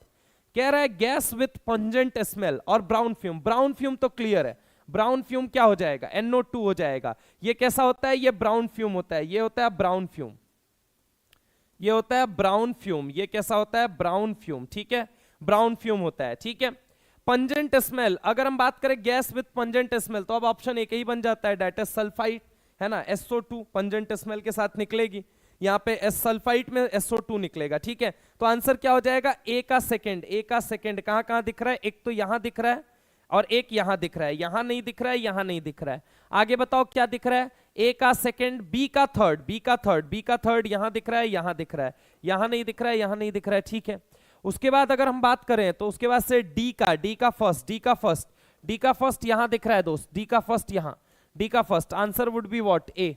Answer would be what? A. ठीक है, आगे आते हैं, आगे आते हैं। सवाल अगला देता है, अगला सवाल क्या देता है? Mn2CO10 एंड CO2CO8 स्ट्रक्चर है। कहने का मतलब क्या है? Mn2 को देखो, ये वाला स्ट्रक्चर कैसा होता है? ये NCERT कोऑर्डिनेशन वाले चैप्टर से निकलता हुआ स्ट्रक्चर है। ठीक है, ये कौन से चैप्टर में दिया गया? कोऑर्डिनेशन कंपाउंड के अंदर। किसके अंदर दिया गया? कोऑर्डिनेशन कंपाउंड के अंदर। ठीक है, ये देखो MnMn CO CO CO CO CO CO CO CO CO CO CO CO, ये रहा CO, ये दूसरा CO, तीसरा CO, चौथा CO, पांचवा CO, छठा CO, सातवां CO, आठवां CO, नौवां CO, 10वां CO। ये रहा Mn2CO10। ठीक है, अगला बोलता है CO, CO CO C double bond O, C double bond O। ठीक है, इधर क्या हो जाएगा? तो अगर हम बात करें अब CO CO CO, ठीक है, ये CO है ना, ये रहा CO और ये रहा CO, ये रहा CO। ये स्ट्रक्चर दोनों का मैंने आपके सामने बना दिया। एनसीईआरटी में हालांकि गिवन है लेकिन फिर भी मैंने बना दिया। ये स्ट्रक्चर बनता है। ठीक है, अब क्या बोल रहा है? Mn2CO10 एंड CO2CO8 स्ट्रक्चर है मेटल मेटल लिंकेज। ठीक है, टर्मिनल CO ग्रुप, हाँ, ब्रिजिंग CO ग्रुप, हाँ, metal in zero oxidation state, हाँ। तो यहाँ पे बताओ क्या मेटल मेटल लिंकेज देखने को मिल रहा है यहाँ पे? मेटल और मेटल लिंकेज, तो आंसर है नहीं, तो ये हो जाएगा। ठीक है, स्ट्रक्चर है टर्मिनल CO ग्रुप, हाँ है, ब्रिजिंग CO ग्रुप, हाँ है। अगर हम बात करें ब्रिजिंग CO ग्रुप, अच्छा किसके अंदर नहीं देखने को मिल रहा है? Bridging CO group, sorry, metal metal linkage तो ठीक है, metal metal linkage CO CO की अगर हम बात करें तो याद रखिएगा यहाँ पे कि मेटल मेटल लिंकेज की अगर हम बात करते हैं तो मेटल मेटल लिंकेज यहां देखने को मिल रहा है MnMn के अंदर। कह रहा है ब्रिजिंग CO ग्रुप, क्या ब्रिजिंग CO ग्रुप दोनों के अंदर देखने को मिल रहा है? नहीं, आंसर हो जाएगा ब्रिजिंग CO ग्रुप। ठीक है, आगे आ जाते हैं, आगे आ जाते हैं। नेक्स्ट कह रहा है the correct structure of tribromo octa oxides. Tribromo, tribromo का मतलब हो गया Br Br Br, tribromo octa oxide, octa oxide का मतलब Br, double bond O, double bond O, double bond O, 3 आजू में और 3 कहां हो जाएंगे बोलो जल्दी, बाजू में हो जाएंगे। 3 कहां हो जाएंगे, बाजू में। 3 3 6, ये कितना हो गया 2 8, ये कितना हो गया 2 10, तो सॉरी 3 3 6, एक 7 एक 8, तो ब्रोमो, ये क्या लिखा हुआ है ट्राइब्रोमो, ट्राइब्रोमो का मतलब 1 2 3, tribromo octa oxide, octa oxide क्या हो गया, तो ऑक्टा ऑक्साइड 8, ऑक्टा का मतलब 8 ऑक्साइड, तो आंसर क्या हो जाएगा, आंसर हो जाएगा ए पार्ट, आंसर हो जाएगा ए पार्ट। ठीक है, नेक्स्ट सवाल कह रहा है कि 4D n plus L rule, n plus L rule, ठीक है। L अगर हम बात करें, L की वैल्यू अगर हम बात करते हैं तो L देखना जरा गौर से, L की वैल्यू S के लिए कितनी होती है, तो S के लिए 0, P के लिए कितनी होती है 1, D के लिए 2 होती है और F के लिए कितनी होती है 3 होती है। कह रहा है 4D, कह रहा है 4D, कह रहा है 5P, कह रहा है 5F, कह रहा है 6P। ये देखो ये कितना है, तो ये है 4 और D का मतलब कितना हो गया, D के लिए L की वैल्यू 2, तो ये कितना हो गया 6, यहां पे 5 और P के लिए L की वैल्यू कितनी हो गई 6, यहां पे 5 और L की वैल्यू कितनी हो गई 3, तो ये हो गया 8, 6 और P की वैल्यू 1 7। ठीक है, सबसे ज्यादा एनर्जी किसकी आ रही है 5F, 5F सबसे पहले आएगा। N प्लस L देखो किसके लिए ज्यादा आया 5F, उसके बाद किसके लिए आया 6P, इन दोनों के लिए क्या आया बराबर। जब भी बराबर आ जाता है तो क्या देखना होता है n, n किसका बड़ा है 5 का, तो देन हो जाएगा 5P, देन क्या हो जाएगा 4D। ऐसा ऑप्शन कहां दिख रहा है आपको 5F 6P 5P 4D, answer number 1 clear है। आगे आ जाओ, कह रहा है कॉपर को पानी में डाला, कॉपर को पानी में डाला तो ये डिस्प्रपोर्शनेट हो गया। कैसे, 2 कॉपर थे, एक कॉपर +1 था, दूसरा भी कॉपर +1 था। भाई ने बोला 1 इलेक्ट्रॉन मैं तेरे को देगा, बोला देगा तो क्या होगा, बोला देख अगर मैं तेरे को इलेक्ट्रॉन देता तो मैं खुद बनूंगा कॉपर 2, तू बनेगा कॉपर 0। बोले इससे क्या फायदा हुआ, बोला देख तू अगर पानी के अंदर बनता है ना तो hydration energy is directly proportional to what, charge inversely proportional to what, size. होता है, मानता है, तो तू पानी के अंदर स्टेबल बन जाएगा, मैं न्यूट्रल बन जाऊंगा। बोला अच्छा, कॉपर देखो +1 में था, इससे +2 में गया, इसका मतलब ये क्या है ऑक्सीडेशन, +1 में था और 0 में आया, ये क्या है रिडक्शन। तो जब एक ही एलिमेंट का ऑक्सीडेशन और रिडक्शन दोनों होता है, ऐसी रिएक्शन को डिस्प्रपोर्शनेशन रिएक्शन कहा जाता है। फिर से मैं रिपीट करता हूं, जब एक ही एलिमेंट का ऑक्सीडेशन और रिडक्शन दोनों होता है तो ऐसी रिएक्शन को क्या बोला जाता है, डिस्प्रपोर्शनेशन रिएक्शन। तो यहां 1 से ये 2 बन रहा है, 1 से ये 0 बन रहा है, ठीक है, ये डिस्प्रपोर्शनेशन रिएक्शन है। कह रहा है मैग्नेट आयन कितने में है +6 में, अभी थोड़ी देर पहले भी ये PYQ के अंदर अपने को दिखा था। मैग्नेट आयन से ये क्या बना, ये आपका बन गया, या ये कितने में आ गया +7 में, और ये कितने में आ गया +4 में। +6 से +7 जाना ऑक्सीडेशन है और +6 से +4 आना रिडक्शन है, ये भी डिस्प्रपोर्शनेशन रिएक्शन है। यहां पे देखो कह रहा है KMnO4 को हीट किया, +7 में थे भाई साहब, +6 में आ गए भाई साहब, +4 में आ गए, दोनों लोग तो रिड्यूस ही हो रहे हैं, +7 से +6 बन रहा है, कम हो रहा है, रिड्यूस हो रहा है, +7 से +4 बन रहा है, रिड्यूस हो रहा है, कम हो रहा है। This is something what, only reduction, this is something what, only reduction, not disproportionation. coming to the point again, Mn कितने में है भाई +7 में है, Mn कितने में है +2 में है, लेके हमने ट्रीट किया कितने में Mn आया +4 में। एक ही एलिमेंट का यहां पे अगर मैं मान लूं, यहां पे अगर मैं मान लूं तो यहां पे देखो इसके रेस्पेक्ट में रिडक्शन है और इसके रेस्पेक्ट में ऑक्सीडेशन। याद रखिए एक ही एलिमेंट का ऑक्सीडेशन भी होना चाहिए और रिडक्शन भी, तो ये डिस्प्रपोर्शनेशन रिएक्शन नहीं है। Answer would be what, A and B, A and B, A and B, A and B, ठीक है। ए एंड बी की अगर हम बात करते हैं तो ए हो गया, बी हो गया, ए एंड बी ओनली, ठीक है। चलिए चलिए ये बताइए, ये what is the correct order of thermal stability order. देखिए याद रखिए मैंने बोला जो कोवैलेंटली बॉन्डेड मॉलिक्यूल के अंदर, जो कोवैलेंटली बॉन्डेड मॉलिक्यूल के अंदर, जो कोवैलेंटली बॉन्डेड मॉलिक्यूल, जो कोवैलेंटली बॉन्डेड मॉलिक्यूल के अंदर, जो कोवैलेंटली बॉन्डेड मॉलिक्यूल के अंदर, ठीक है, बॉन्ड स्ट्रेंथ का ऑर्डर होता है, बॉन्ड स्ट्रेंथ का ऑर्डर होता है, बॉन्ड स्ट्रेंथ का ऑर्डर होता है वही थर्मल स्टेबिलिटी, वही थर्मल स्टेबिलिटी का भी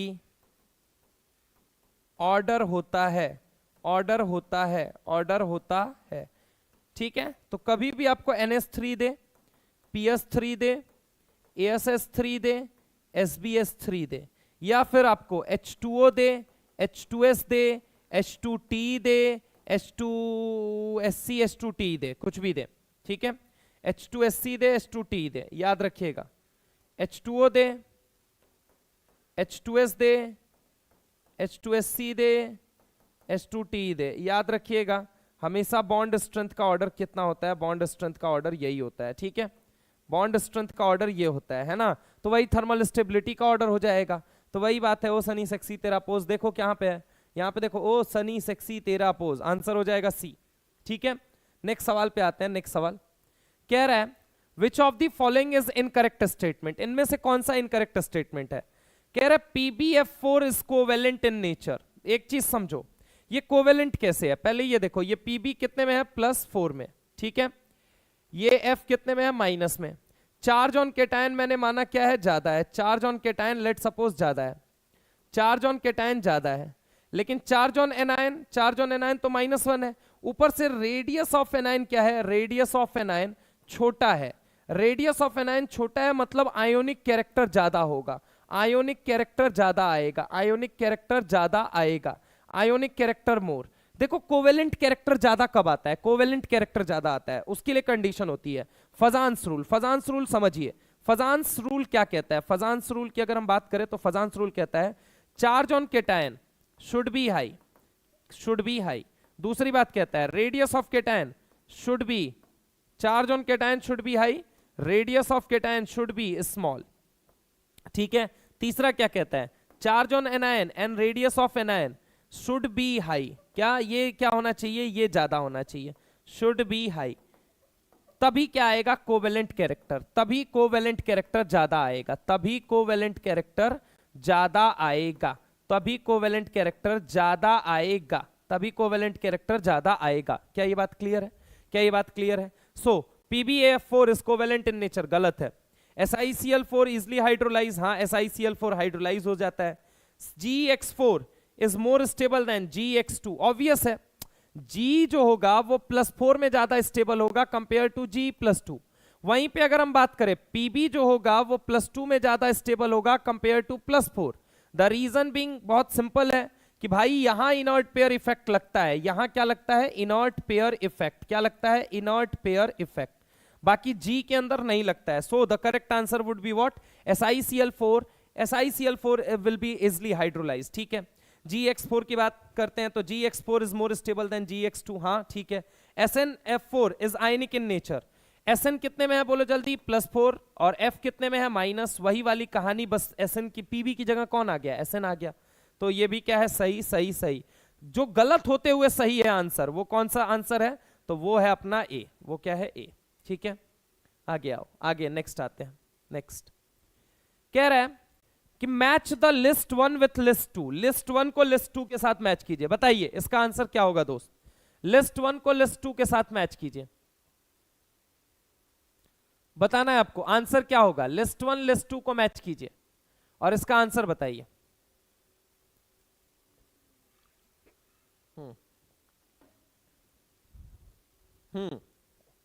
देखिए कहने का मतलब क्या है, हैबर्स प्रोसेस जिसके जरिए अमोनिया का फॉर्मेशन करते हैं आप, है ना, ठीक है। डी ब्लॉक का कैटलिस्ट यूज करते हैं, आयरन का ऑक्साइड वगैरह। कॉन्टैक्ट प्रोसेस वेनेडियम का ऑक्साइड यूज करते हैं, कॉन्टैक्ट प्रोसेस में सल्फ्योर। डेकॉन्स प्रोसेस में CuCl2 की प्रेजेंस लेते हैं आप, ठीक है, CuCl2 + O2 लेते हो और किसका फॉर्मेशन करते हो? क्लोरीन का। प्योर नाइट्रोजन किससे बनाते हो? सोडियम या बेरियम अजाइड से, ठीक है। तो ये बात याद रखना, ये बात याद रखना, एक बात याद रखना, Fe2O3 आयरन का oxide as a catalyst use किया जाता है हैबर्स प्रोसेस में, ठीक है। कैटलिस्ट कैटलिस्ट कैटलिस्ट, कुछ कैटलिस्ट के नाम लिख रहा हूं, ध्यान से पढ़ के जाना। V2O5 की अगर हम बात करें तो ये कहां यूज किया जाता है? कॉन्टैक्ट के अंदर। किसके अंदर? कॉन्टैक्ट के अंदर। डेकॉन्स के अंदर यूज किया जाता है मेरे भाई CuCl2। डेकॉन्स के अंदर यूज किया जाता है CuCl2 प्लस क्या यूज किया जाता है? O2। अच्छा, उसके बाद से अगर हम बात करें प्योर नाइट्रोजन, अगर प्योर N2 की बात करें तो NaN3 ले लो, सोडियम अजाइड या फिर क्या ले लो, BaN3 माइनस ले लो, ठीक है, तो ये हो गया बेरियम अजाइड। तो आंसर क्या हो जाएगा, आंसर क्या हो जाएगा, A का 4, A का 4, A का 4, एक जगह दिख रहा है, आंसर डी है, मैच कर लीजिएगा आप लोग, ठीक है। ये याद रखिएगा, ये कैटलिस्ट के नाम मैंने लिखे हैं, इसके अलावा मैं कुछ कैटलिस्ट और चाहूंगा जो आपको याद रहे, वो याद रहे जिगलर नाटा कैटलिस्ट। कौन सा, जिगलर, समझ रहे हो मेरी बात को, जिगलर नाटा कैटलिस्ट, इसको जरूर याद करके जाइएगा आप, जिगलर नाटा कैटलिस्ट।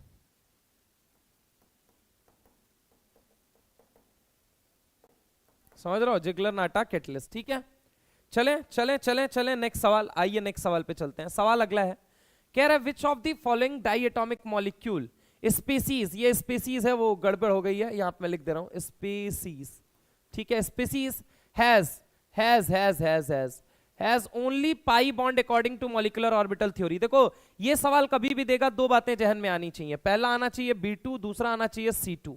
अब दोनों के अंदर क्या बातें आनी चाहिए ये भी ध्यान ले लो। B2 के अंदर एक ही बॉन्ड होगा, एक ही बॉन्ड होगा वो पाई होगा, C2 के अंदर दो ही बॉन्ड होगा वो पाई होगा। चकमा मत खा जाना।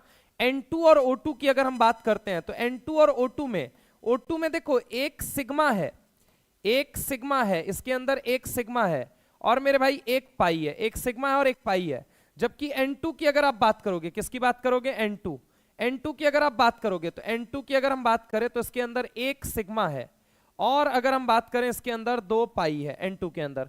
तो ये बात याद रखिए कि बोल रहा है which of the following diatomic molecule और molecular species has only pi bond. Only pi bond में तो यही आते हैं भाई, only pi bond, only pi bond में एक पाई और उधर कितने पाई पाए जाते हैं, दो पाई, एक पाई दो पाई। तो याद रखिएगा B2 और C2, ठीक है, वेपर फेज में। तो आंसर क्या है, BE2 है भाई, B2 नहीं है, C2 आंसर ये हो जाएगा, ठीक है। आगे आ जाओ, कह रहा है the second period increasing ionization enthalpy. मैंने आपको बोला सेकेंड और सेकेंड पीरियड का बहुत ज्यादा इंपॉर्टेंट होता है, सुनिएगा। आपको पता है नियॉन है, देखो आपको पता है लेफ्ट टू राइट जाते हो, लेफ्ट टू राइट जाते हो, सुनना ढंग से सुनना, मेरी काम की बात सुनना। लेफ्ट टू राइट जाते हो, लेफ्ट टू राइट जाते हो, साइज क्या करती है, साइज बढ़ती है, साइज बढ़ती है तो जेड इफेक्टिव क्या करता है, सॉरी साइज क्या करती है, घटती है, साइज घटती है। जेड इफेक्टिव क्यों, क्योंकि जेड इफेक्टिव बढ़ता है। जेड इफेक्टिव के बढ़ने का मतलब क्या हो गया, न्यूक्लियस का होल्ड आउटर मोस्ट इलेक्ट्रॉन पे बहुत ज्यादा है, हाँ या ना।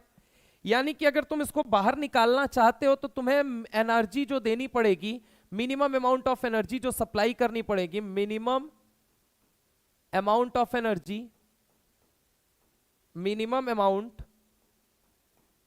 ऑफ एनर्जी जो सप्लाई की जाएगी, जो क्या किया जाएगा, सप्लाई किया जाएगा, वो क्या होगी, ज्यादा होगी। निकालने के लिए जितना अट्रैक्शन ज्यादा होगा, तो सिंपल सी बात है, लेफ्ट टू राइट जाने पे क्या होता है, आईपी जो है ना वो बढ़ती जाती है। इसका मतलब नियॉन का सबसे ज्यादा, देन फ्लोरीन का, देन नाइट्रोजन ऑक्सीजन में चकमा खा जाओगे। याद रखना नाइट्रोजन और ऑक्सीजन में पहला दिक्कत कहां आएगा, नाइट्रोजन का ज्यादा होगा ऑक्सीजन से, पहले तो यही ढूंढो, नाइट्रोजन का ऑक्सीजन से ज्यादा, नाइट्रोजन का ऑक्सीजन के ज्यादा, ये गड़बड़ हो गया। दूसरी बात ध्यान देना, बोरॉन और बेरिलियम में, समझ रहा हो मेरी बात को, किसको, बेरिलियम और बोरॉन। देख के लगेगा बोरॉन का ज्यादा होना चाहिए, लेकिन ज्यादा होता है बेरिलियम का बोरॉन के कंपैरिजन में। तो याद रखना यहां किसको कह रहा है, बेरिलियम बोरॉन, यही दो चीजें अगर पता कर गए तुम सवाल में नहीं फंसोगे।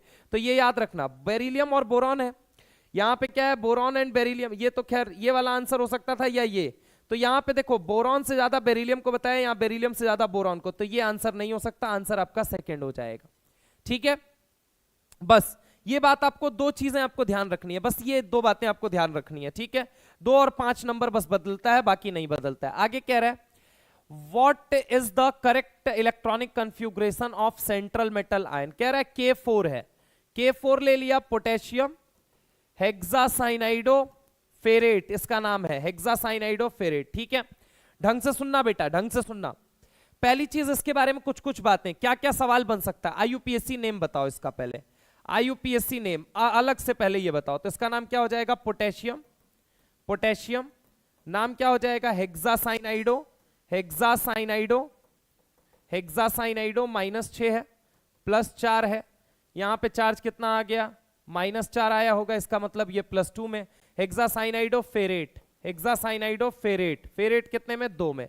पहली बात तो ये। दूसरी बात कह रहा है Fe+2 का मतलब क्या हो गया, Fe+2 का मतलब हो गया 3d6, और 3d6 का मतलब क्या हो गया, साइनाइड कैसा लीगेंड है, तो साइनाइड है स्ट्रॉन्ग लीगेंड। स्ट्रॉन्ग लिगेंड है तो ये ऑक्टाहेड्रल स्प्लिटिंग अगर होगी तो कैसे होगी, ये रहा Eg और ये रहा T2G, ये रहा Eg और ये रहा T2G, ठीक है। ये क्या हो गया डेल्टा O, ये हो गया डेल्टा O, ठीक है।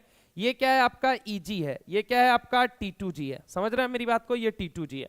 अब देखो यहाँ पे अगर मैं आपसे बात करता हूं, अब मैं अगर आपसे बात करता हूं कि बताओ यहाँ पे कन्फ्यूग्रेशन क्या बनेगा, तो कन्फ्यूग्रेशन क्या बन सकता है, 1 इलेक्ट्रॉन 2 इलेक्ट्रॉन 3 इलेक्ट्रॉन, कोई दिक्कत नहीं है। चौथा ऊपर भेजूं या पेयरिंग करा दूं, तो देखो डेल्टा ओ ज्यादा है, क्यों लिगेंड कैसा है ज्यादा, तो डेल्टा ओ ज्यादा है। डेल्टा ओ ज्यादा होने का मतलब एनर्जी गैप बहुत ज्यादा है, तो एक काम करो पेयरिंग कराओ यार, फिर पेयरिंग कराओ, फिर पेयरिंग कराओ, तो ये क्या बन गया T2G6, T2G6 Eg कितना हो गया 0, T2G6 Eg 0, पहला पॉइंट। दूसरा पॉइंट याद रखिएगा, ये कुछ आयंस के टेस्ट करवाता है, कुछ आयंस के टेस्ट करवाता है, ठीक है। कौन कौन से आयन के टेस्ट करवाता है बेटा, तो याद रखिएगा Cu+2 आयन का, Zn+2 आयन का, Fe+3 आयन का, ठीक है, ये टेस्ट करवाता है, याद रखिएगा। यहां पे बनाता है चॉकलेट कलर की पीपीटी, किस कलर की पीपीटी बनाता है, चॉकलेट कलर की पीपीटी बनाता है। यहां पे बनाता है किस कलर का, ब्लू व्हाइट या व्हाइट ब्लू कलर की पीपीटी बनाता है। और यहां पे अगर आप बात करोगे तो यहां पे प्रशियन ब्लू कलर की पीपीटी बनाता है, क्या बनाता है, प्रशियन ब्लू। देखिए कैसे होता है टेस्ट, ये भी दिखा देता हूं क्वेश्चन। Fe+3 लिया गया, इसको ट्रीट किया गया किसके साथ, Fe+3 Cu+2 एंड Zn+2, फिर क्यों जीना, याद रखने का तरीका क्या हो सकता है, तो याद रखने का तरीका हो सकता है फिर क्यों जीना, फिर क्यों जीना, फिर क्यों जीना, ठीक है। इनको लेके अपन किससे ट्रीट करते हैं, तो K4FeCN का होल 6, K4FeCN का होल 6, K4FeCN का होल 6, ठीक है। तो यहां पे ध्यान रखना है, यहां पे ये +4 है, यहां पे ये कितना है -4, इसका चार्ज इसके पाँव में, इसका चार्ज इसके पाँव में, तो Fe वाले केस में किस कलर का, प्रशियन ब्लू, Zn के केस में ब्लू व्हाइट, और Cu के केस में किस कलर का, चॉकलेट कलर की पीपीटी, ठीक है। ये सब बातें कहां पे लिखी गई हैं, ये वाली बातें जो मैंने बताई ये सॉल्ट के अंदर। हालांकि ये सवाल कहां से निकल के आया, कोऑर्डिनेशन कंपाउंड से, ठीक है, कोऑर्डिनेशन कंपाउंड से। आगे चलते हैं, अगला सवाल कह रहा है कि इनमें से match the xenon compound in column 1 with its structure in column 2 and assign the correct code. मैं आपको एक बात बताऊं, देखो अभी थोड़े दिन पहले पीवाईक्यूज के एक पेपर के अंदर ये पूछा गया था कि xenon बहुत ज्यादा रिएक्टिव होता है, ये बताओ। ये किसी ना किसी एक पेपर में तो आया था, रुको अभी मैं देख के बता देता हूं। अभी एक पेपर में मैंने देखा था यहीं पे कि हाँ नहीं ये वाला नहीं है, रुको मैं देख के बता देता हूं। अभी वाला सवाल अच्छा था।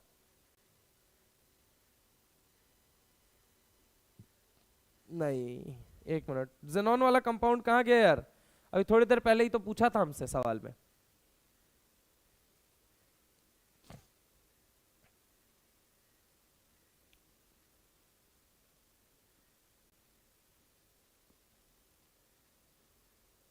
चलो अभी ढूंढ लेंगे, वो वैसे था अभी यहाँ पे क्वेश्चंस में ही था xenon वाला, तो खैर कोई ना अभी ढूंढ लेंगे। इधर देखो क्या दिया गया हमसे, क्वेश्चन क्या दिया गया, ये कहां से आ गया भाई, ये कहां से आ गया, एक मिनट मिस हुआ था क्या, ओके ठीक है।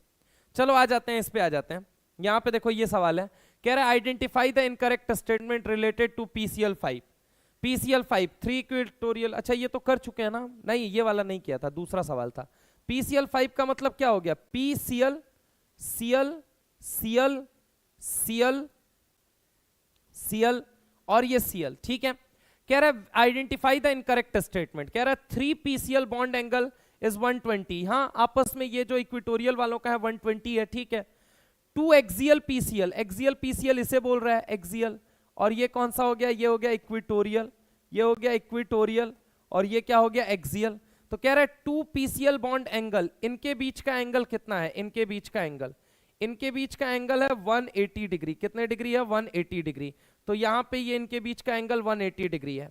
कह रहा है axial PCl bond are longer than axial, simple सी बात है, एक्सियल बड़ा होता है आपको पता है इक्वेटोरियल के कंपैरिजन में, दैट इज व्हाई ये कैसा होता है, does not have regular geometry, इसीलिए कहा जाता है does not have regular geometry, इनके पास कोई रेगुलर ज्योमेट्री नाम की चीज नहीं होती, does not have regular geometry. और तो और एक बात और बताऊं, रेगुलर ज्योमेट्री के अलावा, रेगुलर ज्योमेट्री के अलावा एक और बात बताऊं, एक तो इनके पास कोई रेगुलर ज्योमेट्री नहीं है, ऊपर से ये क्या है, रिएक्टिव है। कैसे हैं दोस्त, रिएक्टिव। कैसे होते हैं, रिएक्टिव। तो कह रहा है axial PCl bond are longer than equatorial, PCl molecule is non reactive. Non reactive नहीं भाई, रिएक्टिव होता है, ठीक है। आंसर हो जाएगा डी, आंसर हो जाएगा डी। आगे आ जाते हैं, अगला सवाल कह रहा है XeF4। देख बेटा मैं सबका शेप बना दे रहा हूं, कैसा बनेगा आप खुद मैच करा लेना। XeF4, ये रहा XeF4 आपका। XeF4 का मतलब ये कैसा हो गया, तो शेप हमसे अगर बोला जाए तो ये हो गया स्क्वायर प्लानर, ये हो गया स्क्वायर प्लानर। ए का सेकंड, ए का सेकंड कहां दिख रहा है, यहां पे ये ऑप्शन कट गया, ये ऑप्शन कट गया। कह रहा है XeF6। अच्छा चलो XeO3 का बनाते हैं, XeO3। XeO3 का स्ट्रक्चर बनेगा double bond O, double bond O, double bond O, ये लोन पेयर। जब भी ऐसा सवाल आए ना तो पहले और लास्ट वाले का निकालो सबसे पहले। तो ये कैसा हो गया, पिरामिडल। ये कैसा हो गया, पिरामिडल। ये हो गया पिरामिडल, यानी कि डी का फर्स्ट, डी का फर्स्ट मुझे यही दिख रहा है, आंसर क्या हो जाएगा, बी हो जाएगा। आंसर क्या हो जाएगा, बी। ठीक है, ये कैसा हो गया, पिरामिडल। ये कैसा हो जाएगा, पिरामिडल। ये याद रखिएगा, मैं अगली बार इसके बारे में प्रिडिक्शन थोड़ा सा दे रहा हूं। माइट पॉसिबल बच्चों, माइट पॉसिबल में अगर आपसे बोलूं, माइट पॉसिबल कि ये सवाल ऐसा देखने को आपको इस बार के भी पेपर में दिख जाए, हो सकता है। कंसर्न रहिएगा, एक बी सी 3 पॉइंट बोल रहा हूं, shape, geometry, number of lone pair, number of lone pair, hybridization, hybridization. ये 4 सवाल से सजग रहिएगा, इनमें से कोई हो सकता है पूछ लिया जाए, ठीक है। और एड ऑन कर दूं, बता दूं क्या, और याद करके थोड़ा सा चले जाना। XeO2F2 ले लेना, क्या ले लेना, XeO2F2। XeOF4 हो चुका है, XeF2 हो चुका है, XeF6 हो चुका है, XeO3 हो चुका है।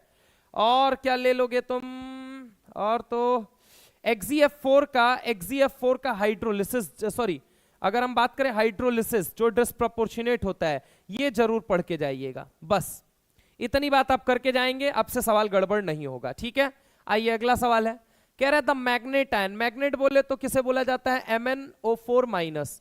ये O minus, double bond O, double bond O, double bond O, manganate ion, ठीक है। और पर मैग्नेट आयन की अगर हम बात करते हैं तो ये होता है Mn, मैग्नेट आयन पर मैग्नेट आयन।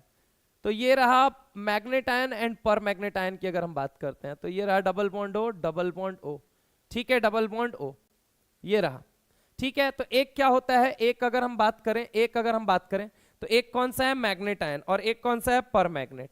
एक होता है मैग्नेट, एक होता है मैग्नेट, और एक कौन सा होता है, पर मैग्नेट, एक होता है पर मैग्नेट, ठीक है, पर मैग्नेट। आपको पता होना चाहिए क्या इनके बीच पाई बॉन्ड बन रहा है, यस बन रहा है। मैग्नीस अपना क्या यूज करता है, डी ऑर्बिटल। ऑक्सीजन अपना क्या यूज करता है, पी ऑर्बिटल। यानी इनके बीच में जो पाई बॉन्ड बनता है वो क्या बनता है, डी पाई पी पाई, डी पाई पी पाई। अगला सवाल जो पूछा जा सकता है कि भाई ये कलर्ड है, यस ये कलर्ड है। KMnO4 किस कलर का होता है, तो अगर हम बात कर, सॉरी उल्टा नाम लिख दिया है, उल्टा उल्टा उल्टा। एक मैग्नेट, ये जहां पे -2 है ये है मैग्नेट, ये है आपका मैग्नेट, और ये क्या है, पर मैग्नेट, ये है आपका पर मैग्नेट। एक है मैग्नेट, एक है पर मैग्नेट। अब सुनो, डी पाई डी पाई, डी पाई पी पाई, ठीक है। अब सुनो जरा गौर से, अगर मैं तुमसे बात करता हूं, सवाल ये है magnet is coloured, yes magnet is coloured. पर magnet is coloured, yes coloured होता है। मैग्नेट किस कलर का होता है, तो आपको मैंने बताया नहीं था, मैप जीपी। मैग्नेट को एसिडिक मीडियम में पर मैग्नेट में बदल सकते हो, ग्रीन से पर्पल। अरे हाँ ना बोलो भाई। तो मैग्नेट किस कलर का होता है, ग्रीन कलर का। किस कलर का, ग्रीन। और पर मैग्नेट किस कलर का होता है, पर्पल। बस फर्क अलग है, ये डीडी ट्रांजिशन की वजह से है कलर्ड। ये किसकी वजह से है, डीडी ट्रांजिशन। बच्चा ये याद करके जाना पड़ेगा, ये डीडी ट्रांजिशन। जबकि this is coloured due to LMCT, किसकी वजह से, ligand to metal charge transfer. Ligand to metal charge transfer के अंदर आपको एक दो बातें और याद करनी चाहिए। K2Cr2O7 इसका कलर कैसा होता है, ऑरेंज कलर होता है। इसके अलावा K2CrO4 ये किस कलर का होता है, येलो। ये येलो कलर का है, ये येलो, और ये किस कलर का है, ऑरेंज। ये येलो और ऑरेंज। तो याद रखिए ये भी LMCT की वजह से कलर्ड होते हैं, डीडी ट्रांजिशन की वजह से केवल मैग्नेट होता है। तो ये याद रखिए। कह रहा है there is pi bonding involving p orbital of oxygen with d orbital of manganese, सही है। There is no pi bonding, चल हट। The pi bonding involves overlap of p orbital of oxygen with p orbital of manganese, गलत है। और manganese अपना क्या use कर रहा है, d ऑर्बिटल, ठीक है। The pi bonding involves overlap of d orbital of oxygen, क्या सेकेंड पीरियड के पास कभी d ऑर्बिटल होता है, आप मुझे सोच के बताओ। तो the answer is big no, answer is what, big no, d orbital of oxygen. तो इसलिए ये क्या हो गया, गलत, ये भी गलत, ये भी गलत, ठीक है। मैं इसको हटा देता हूं, गलत तो मैं क्यों ही लिखूं, मैं सही लिखूंगा ना भाई, मैं सही का साथ देता हूं, मैं गलत का साथ नहीं देता, ठीक है। आ जाओ अगला सवाल, अगला सवाल, अगला सवाल, ये 30वें नंबर का सवाल है, ज्यादा नहीं है, बस थोड़ी देर का और सवाल होगा, बस खत्म हो जाएगा।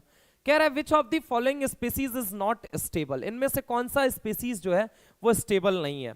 तो देखिए मैं आपको बता दूं, SiF6 बनता है, SiF6 -2 बनता है, लेकिन SiCl6 -2 नहीं बनता।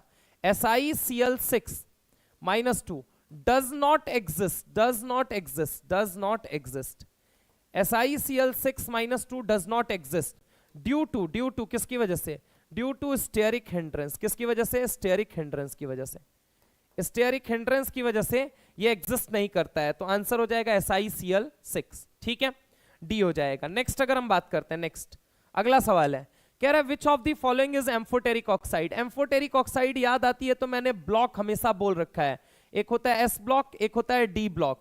P ब्लॉक वाले तो निकल जाते हैं, S और D ब्लॉक में याद रखिएगा। कभी भी बेरिलियम +2 दे दे तो ये कैसा होता है, एम्फोटेरिक। D ब्लॉक में अगर हम बात करें Zn+2 या Cr+3 वाला क्या होता है, एम्फोटेरिक। रेस्ट जितने हैं वो एसिडिक या बेसिक होंगे, है ना। तो यहाँ पे बेटा मांगे कार, बेटा बेरिलियम हाइड्रोक्साइड, जो नेचर ऑक्साइड का पानी में होता है वही नेचर हाइड्रोक्साइड का होता है। लेट सपोज अगले ने आपको लिख के दिया होता है SRO, अगले ने आपको लिख के दिया होता है CaO, अगले ने आपको लिख के दिया होता है MgO, अगले ने आपको लिख के दिया होता है BeO। तो जो नेचर ऑक्साइड का होता है पानी के अंदर वही हाइड्रोक्साइड का होता है। क्या ये बात समझ में आई, क्या ये बात समझ में आई, क्लियर है। तो आंसर हो जाएगा डी, ठीक है। टाइम जाया नहीं करेंगे, काम की बात करेंगे। कह रहा है NH3, NH3 का शेप कैसा होता है मित्र, तो NH3 का शेप होता है, अगर मैं आपसे बात करूं, ये रहा नाइट्रोजन, नाइट्रोजन के ऊपर lone pair hydrogen, hydrogen, hydrogen. Theta कितने डिग्री का आता है, 107 डिग्री का, कितने डिग्री का, 107 डिग्री का। BrF5 है, क्या है, BrF5। तो BrF5 की अगर आप बात करेंगे तो ये रहा Br, ये फ्लोरीन, ये फ्लोरीन, ये फ्लोरीन, ये ऊपर वाला भी क्या आ गया, ये ऊपर वाला भी फ्लोरीन, ये नीचे वाला भी फ्लोरीन, ठीक है। तो एंगल कितने डिग्री का आया, एंगल आया 90 डिग्री का। आपस में इनके एंगल कितना है, 120 डिग्री का एंगल है ना। तो बोल रहा है BrF5 कैसा होगा, तो ये तो दिख रहा है ट्राइगोनल पिरामिडल, ये ट्राइगोनल पिरामिडल BrF5, नहीं नहीं नहीं नहीं, सॉरी सॉरी सॉरी सॉरी, उल्टा बना दिया, एक लोन पेयर भी तो होता है भाई, तो ये हो जाएगा ऐसा, sorry my mistake, I am sorry. एक मिनट, लेकिन सवाल में आंसर OMR नहीं टिक किया है अभी मैंने, मेरी भी गलती, माफ कर दो यार।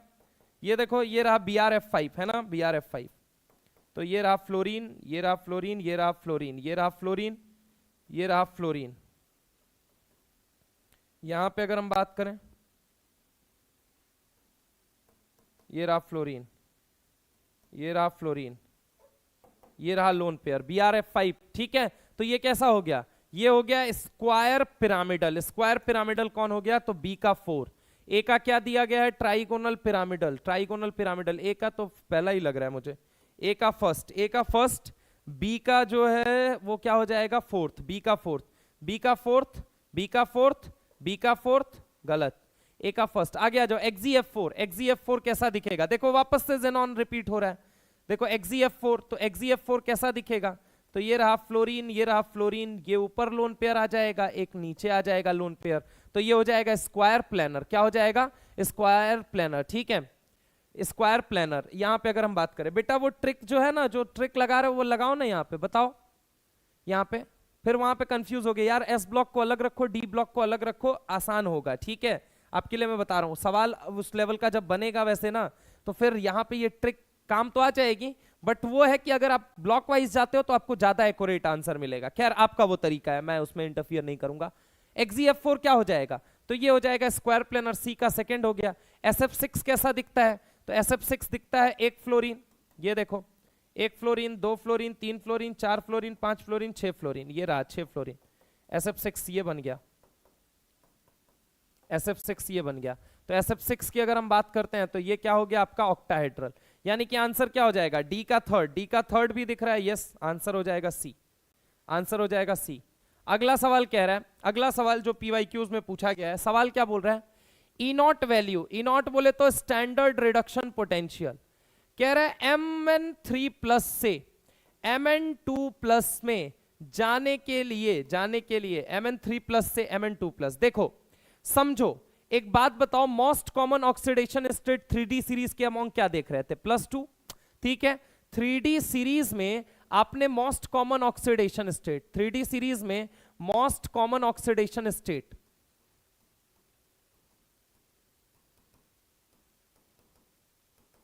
मोस्ट कॉमन ऑक्सीडेशन स्टेट +2 आपने देखा, क्या देखा +2, Mn3 प्लस से 2 प्लस कपल इज पॉजिटिव, कह रहा है ई नॉट वैल्यू इसके लिए क्या होती है पॉजिटिव होती है, क्यों, क्योंकि ये कैसा कन्फ्यूग्रेशन है D4, कैसा है D4, और इसको पता है अगर ये एक इलेक्ट्रॉन खा ले तो ये क्या बन जाएगा D5, इसीलिए ये मना नहीं करता है, ये इलेक्ट्रॉन खाने के लिए मना नहीं करता है, तो D4 से D5 बनता है, कह रहा है positive, then date of Cr+3, Cr+3 से बोलोगे कि Cr+2 बन जाओ तो ये कभी नहीं बनना चाहेगा, क्यों, क्योंकि यहां पे ये D4 बनेगा और यहां पे ये D3 है।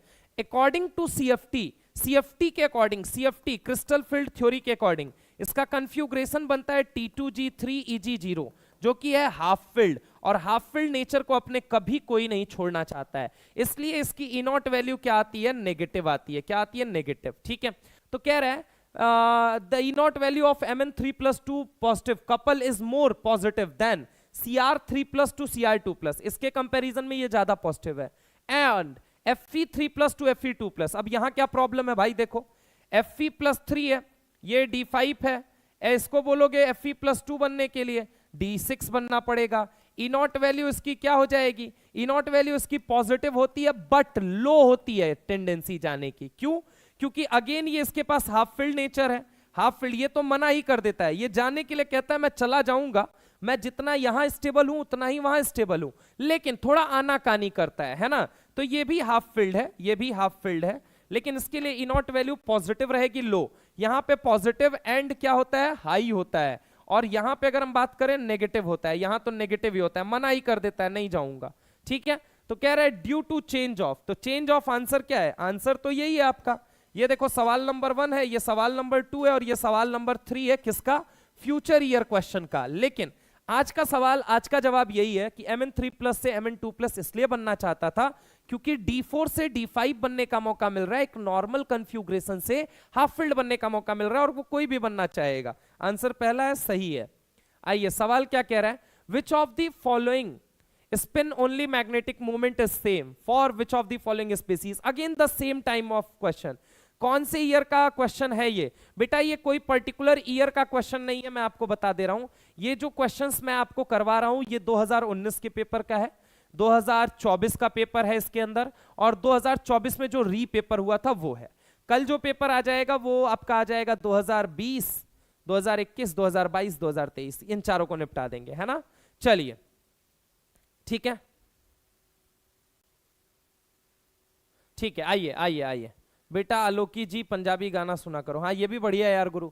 ये देखो टाइटेनियम है, टाइटेनियम +3 है, टाइटेनियम +3 है, टाइटेनियम +3 की अगर हम बात करें तो ये कितना हो जाएगा 3D scandium titanium vanadium, titanium हो गया तुम्हारा 2 2 4 3D1 इलेक्ट्रॉन हो गया, Cr+2 का मतलब हो गया 3D4 यानी 4 अनपेयर्ड इलेक्ट्रॉन, Mn2+ का मतलब हो गया 3D5 यानी 5 अनपेयर्ड इलेक्ट्रॉन, Fe+2 का मतलब कितना हो गया, Fe+2 का मतलब, Fe+2 का मतलब क्या हो गया मेरे भाई, Fe+2 का, तो Fe+2 का मतलब क्या हो गया, तो Fe+2 का मतलब हो गया आपका 3D6 यानी 4 अनपेयर्ड इलेक्ट्रॉन, स्कैंडियम +3 का मतलब क्या हो गया 3D0 इलेक्ट्रॉन। अब देखो यहां पे म्यू की वैल्यू कितनी आएगी, म्यू की वैल्यू निकाल लो, तो म्यू की वैल्यू यहां पे आएगी 1.73, ठीक है 1.73, यहां पे 4 है तो 4.90 आती है, यहां पे 5 है तो 5.92 आती है, यहां पे भी 4 अनपेयर्ड है तो 4.90, आंसर क्या हो जाएगा Cr and Fe B and D only, answer C हो जाएगा, ठीक है। चल बेटा आगे चल, आगे चल, अगला सवाल, कह रहा है देखो arrange the following in increasing order of electronegativity. Electronegativity का बेताज बादशाह फ्लोरीन। आपको पता है लेफ्ट टू राइट जाओगे ईएन क्या करती है मेरे भाई, ईएन एकमात्र ऐसा है जो बढ़ती है ना, left to right without any exception. तो आपको पता है फ्लोरीन सबसे ज्यादा इलेक्ट्रोनेगेटिविटी का बेताज बादशाह। फिर ऑक्सीजन है, फिर कौन होता है नाइट्रोजन, इसका होता है कितना, इसका होता है 4, इसका होता है 3.5, इसका होता है 3, देन होता है कार्बन 2.5, देन कौन आता है आपका सिलिकॉन आ जाएगा, समझ रहे हो। तो यहां पे अगर हम बात करते हैं तो ये बात याद रखिएगा, इसका 2.4 और के करीब आता है ना।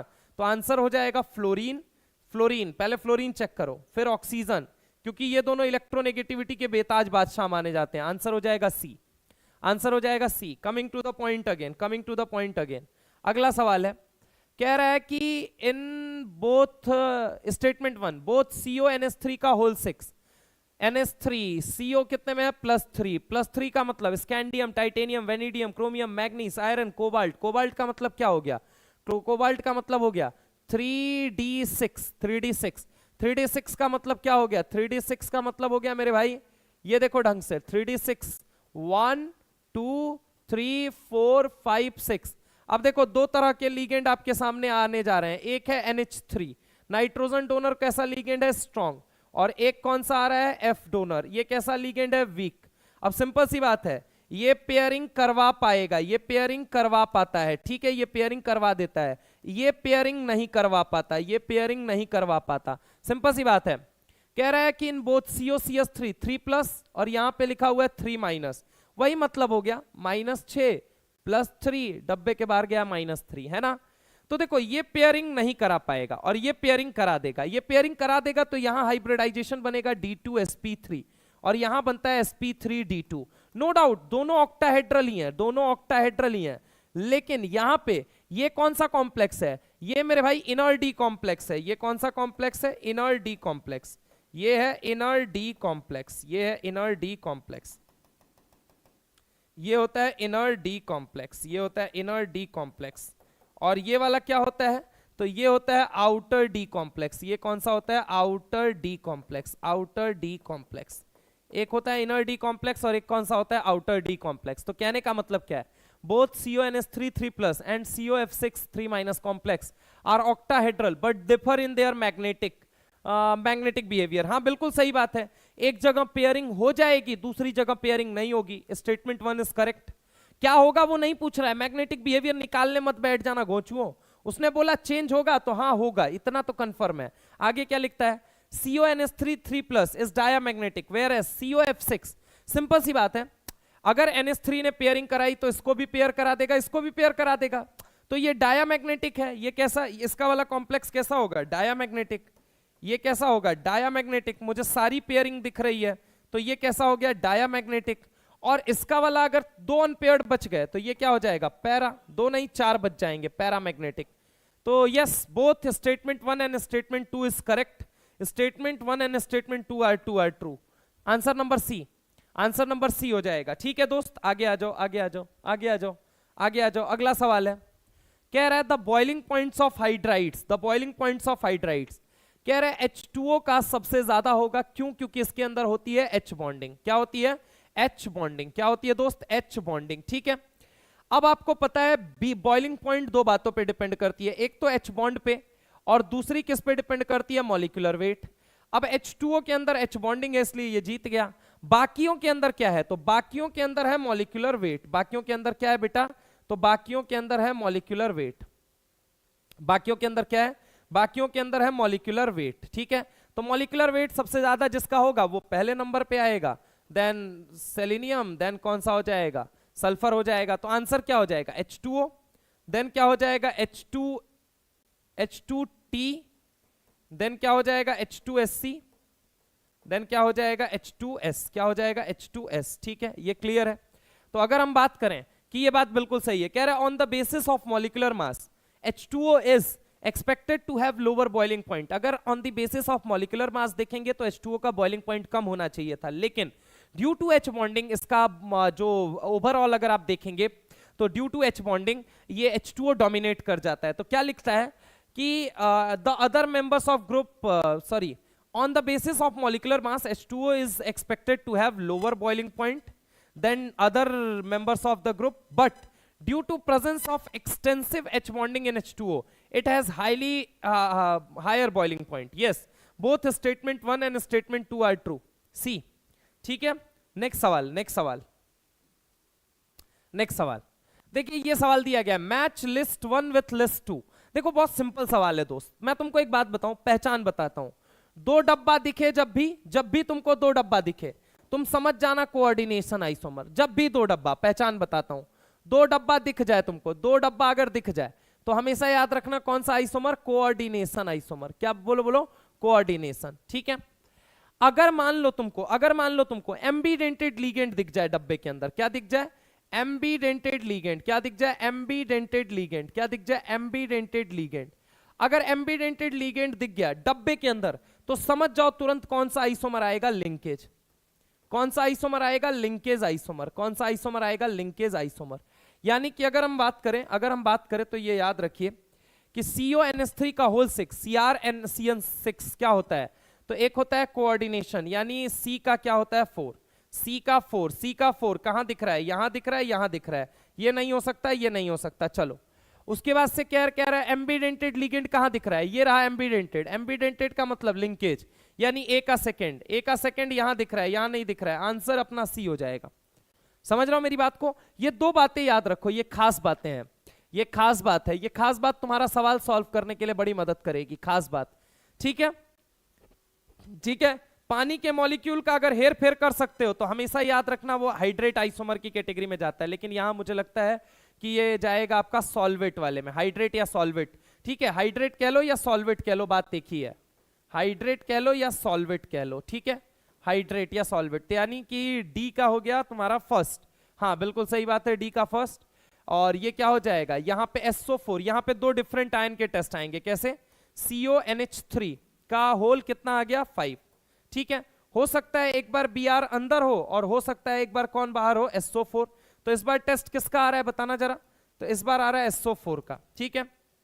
अब अगर हम बात करें कि ये रहा CO, ये रहा NH3 का होल 5, ये रहा SO4, ये ब्रैकेट क्लोज, और ये क्या है Br है, ये क्या है Br है।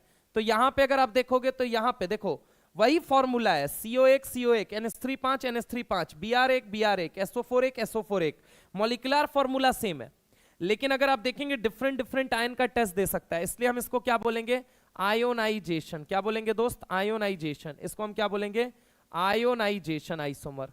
क्या बोलते हैं, आयोनाइजेशन आइसोमर, ठीक है। आइए नेक्स्ट सवाल पे आते हैं। नेक्स्ट सवाल, अगला सवाल है, कह रहा है arrange the following element in increasing order of first ionization enthalpy. ये याद रखिए, ये क्या होता है, ये होता है लिथियम, ये होता है बेरिलियम, ये होता है बोरॉन, ये होता है कार्बन, ये होता है नाइट्रोजन, ठीक है। क्या पूछ रहा है, आयोनाइजेशन एंथैल्पी। ये क्या है P3, ये क्या है P2, ये क्या है P1, ये क्या है S2, ये क्या है S1। इन दोनों में पंगा आ जाएगा। पंगा क्यों आ जाएगा, क्योंकि देखो शेल सेम है, बस सबशेल अलग अलग है। तो कौन से सबशेल से इलेक्ट्रॉन निकालना आसान, न्यूक्लियस के करीब, न्यूक्लियस है ये, न्यूक्लियस के करीब S होता है, देन कौन होता है P होता है, देन कौन होता है D होता है, देन कौन होता है F होता है। तो न्यूक्लियस के करीब कौन सा सबशेल होता है ये मुझे बताइए। यहां इलेक्ट्रॉन, यहां इलेक्ट्रॉन, यहां इलेक्ट्रॉन, यहां इलेक्ट्रॉन, सबसे ज्यादा अट्रैक्शन लगेगा। समझ रहे हो मेरी बात को, सबसे ज्यादा अट्रैक्शन यहां पे लगेगा, ये याद रखिएगा। तो अगर हम बात करते हैं बेरिलियम और बोरॉन के अंदर, याद रखिए आंसर क्या होगा, नाइट्रोजन होगा, देन कौन होगा ऑक्सीजन, नाइट्रोजन, देन कौन होगा ऑक्सीजन, सॉरी नाइट्रोजन होगा, देन कौन होगा कार्बन, कार्बन के बाद कौन होगा बेरिलियम, बेरिलियम के बाद बोरॉन, बोरॉन के बाद लिथियम। ऐसा आंसर आपको कहां दिख रहा है, नाइट्रोजन कार्बन बोरॉन दिख रहा है, नहीं, nitrogen carbon beryllium boron lithium, D answer हो जाएगा। अगला सवाल कह रहा है CONH3 6+3 is a homoleptic complex. हाँ भाई, सारे लीगेंड सेम है, होमोलेप्टिक कॉम्प्लेक्स बोलोगे, बिल्कुल सही बात है। लीगेंड अलग अलग हुए, 4 NH3 हैं, 2 Cl हैं, हेट्रोलेप्टिक कॉम्प्लेक्स है, ठीक है, सही बात है, कोई दिक्कत नहीं है। डब्बे के अंदर अगर लीगेंड अलग अलग रहेंगे तो हेट्रोलेप्टिक। अगर मान लीजिए डब्बा है, डब्बे के अंदर क्या है, सिर्फ L है, लीगेंड है ना, लीगेंड है, तो याद रखिए ये क्या होता है, होमोलेप्टिक। ये कैसा होता है, होमोलेप्टिक। अगर डब्बे के अंदर L है और Ln डैश भी है, लेट सपोज दैट, तो ये हो जाएगा हेट्रोलेप्टिक। कैसा हो जाएगा? हेट्रोलेप्टिक। ठीक है, कहता है कॉम्प्लेक्स CONH3 का whole 3+ has only one kind of ligand, but CONH3 का whole 4Cl2 has more than one kind of ligand. In the light of above statement, choose the correct answer from the option given below. Both are correct statement यार. Both statement 1 and statement 2 are correct. ठीक है, आगे आ जाते हैं. आगे आ जाते हैं. Optical isomerism में बहुत दिक्कत है. चलो अलग से क्वेश्चन वो ले लेते हैं उसका. ठीक है, अलग से एक क्वेश्चन सेशन ले लेते हैं. अब आज से तो क्वेश्चन सेशन चालू किया है अपन ने. इधर देखो, during the preparation of Mohr salt, पता है किसे बोला जाता है? मोअर सॉल्ट किसे बोला जाता है? FeSO4. ठीक है, NH4 का होल ट्वाइस SO4. ठीक है, अगर हम बात करें तो क्या बोलता है? During the preparation of Mohr salt Fe ferrous ammonium sulphate, जिसे अपन कहते हैं FASB, ferrous ammonium sulphate, ferrous sulphate ammonium sulphate. Which of the following acid is added to prevent the hydrolysis of Fe+2 ion? Fe+2 ion को Fe+3 बनने से, ठीक है, green से येलो कन्वर्ट होने से रोकता है कोई, और वो कौन रोकता है? तो वो रोकता है आपका डाइल्यूट H2SO4. कौन सा? Dilute H2SO4. एक और सवाल कि KMnO4 को एसिडिफाई करने के लिए, KMnO4 को एसिडिफाई करने के लिए इनमें से कौन सा एसिड यूज किया जाएगा? तो आंसर क्या हो जाएगा? Dilute sulphuric acid. क्या बोलो? Dilute sulphuric acid. ये क्वेश्चन नंबर 2, ये अपने भविष्य के पिटारे में ये क्वेश्चन रख लीजिए. हो सकता है किस्मत चमक जाए और ये सवाल पूछ लिया जाए. ठीक है, एनसीईआरटी से रिलेटेड है. आगे अगर हम चलते हैं नेक्स्ट सवाल की अगर हम बात करते हैं, कह रहा है identify the correct statement. Correct statement तुम्हें बताना है. देखो, कह रहा है dipole movement of NF3 is greater than NH3. बहुत सिंपल सा लॉजिक है भाई. ये रहा नाइट्रोजन के पास है लोन पेयर, 1 फ्लोरीन हुआ, ये 2 फ्लोरीन हुआ, ये 3 फ्लोरीन हुआ. NH3 की बात कर रहा है नाइट्रोजन के पास lone pair, 1 hydrogen, 2 hydrogen, 3 hydrogen. बहुत सिंपल बात है मेरे भाई. ये अपनी तरफ इलेक्ट्रॉन पेयर खींचेगा, ये अपनी तरफ, ये अपनी तरफ, और ये अपनी तरफ, है ना.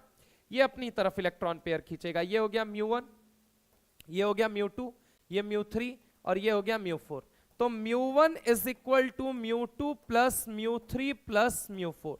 μ1 is equal to μ2 plus μ3 plus μ4. क्या ये बैलेंस है? तो आंसर है नहीं. ये 3 वेक्टर एक डायरेक्शन में, 1 वेक्टर एक डायरेक्शन में. अब जरा गौर से सुनना, यहां आ जाओ.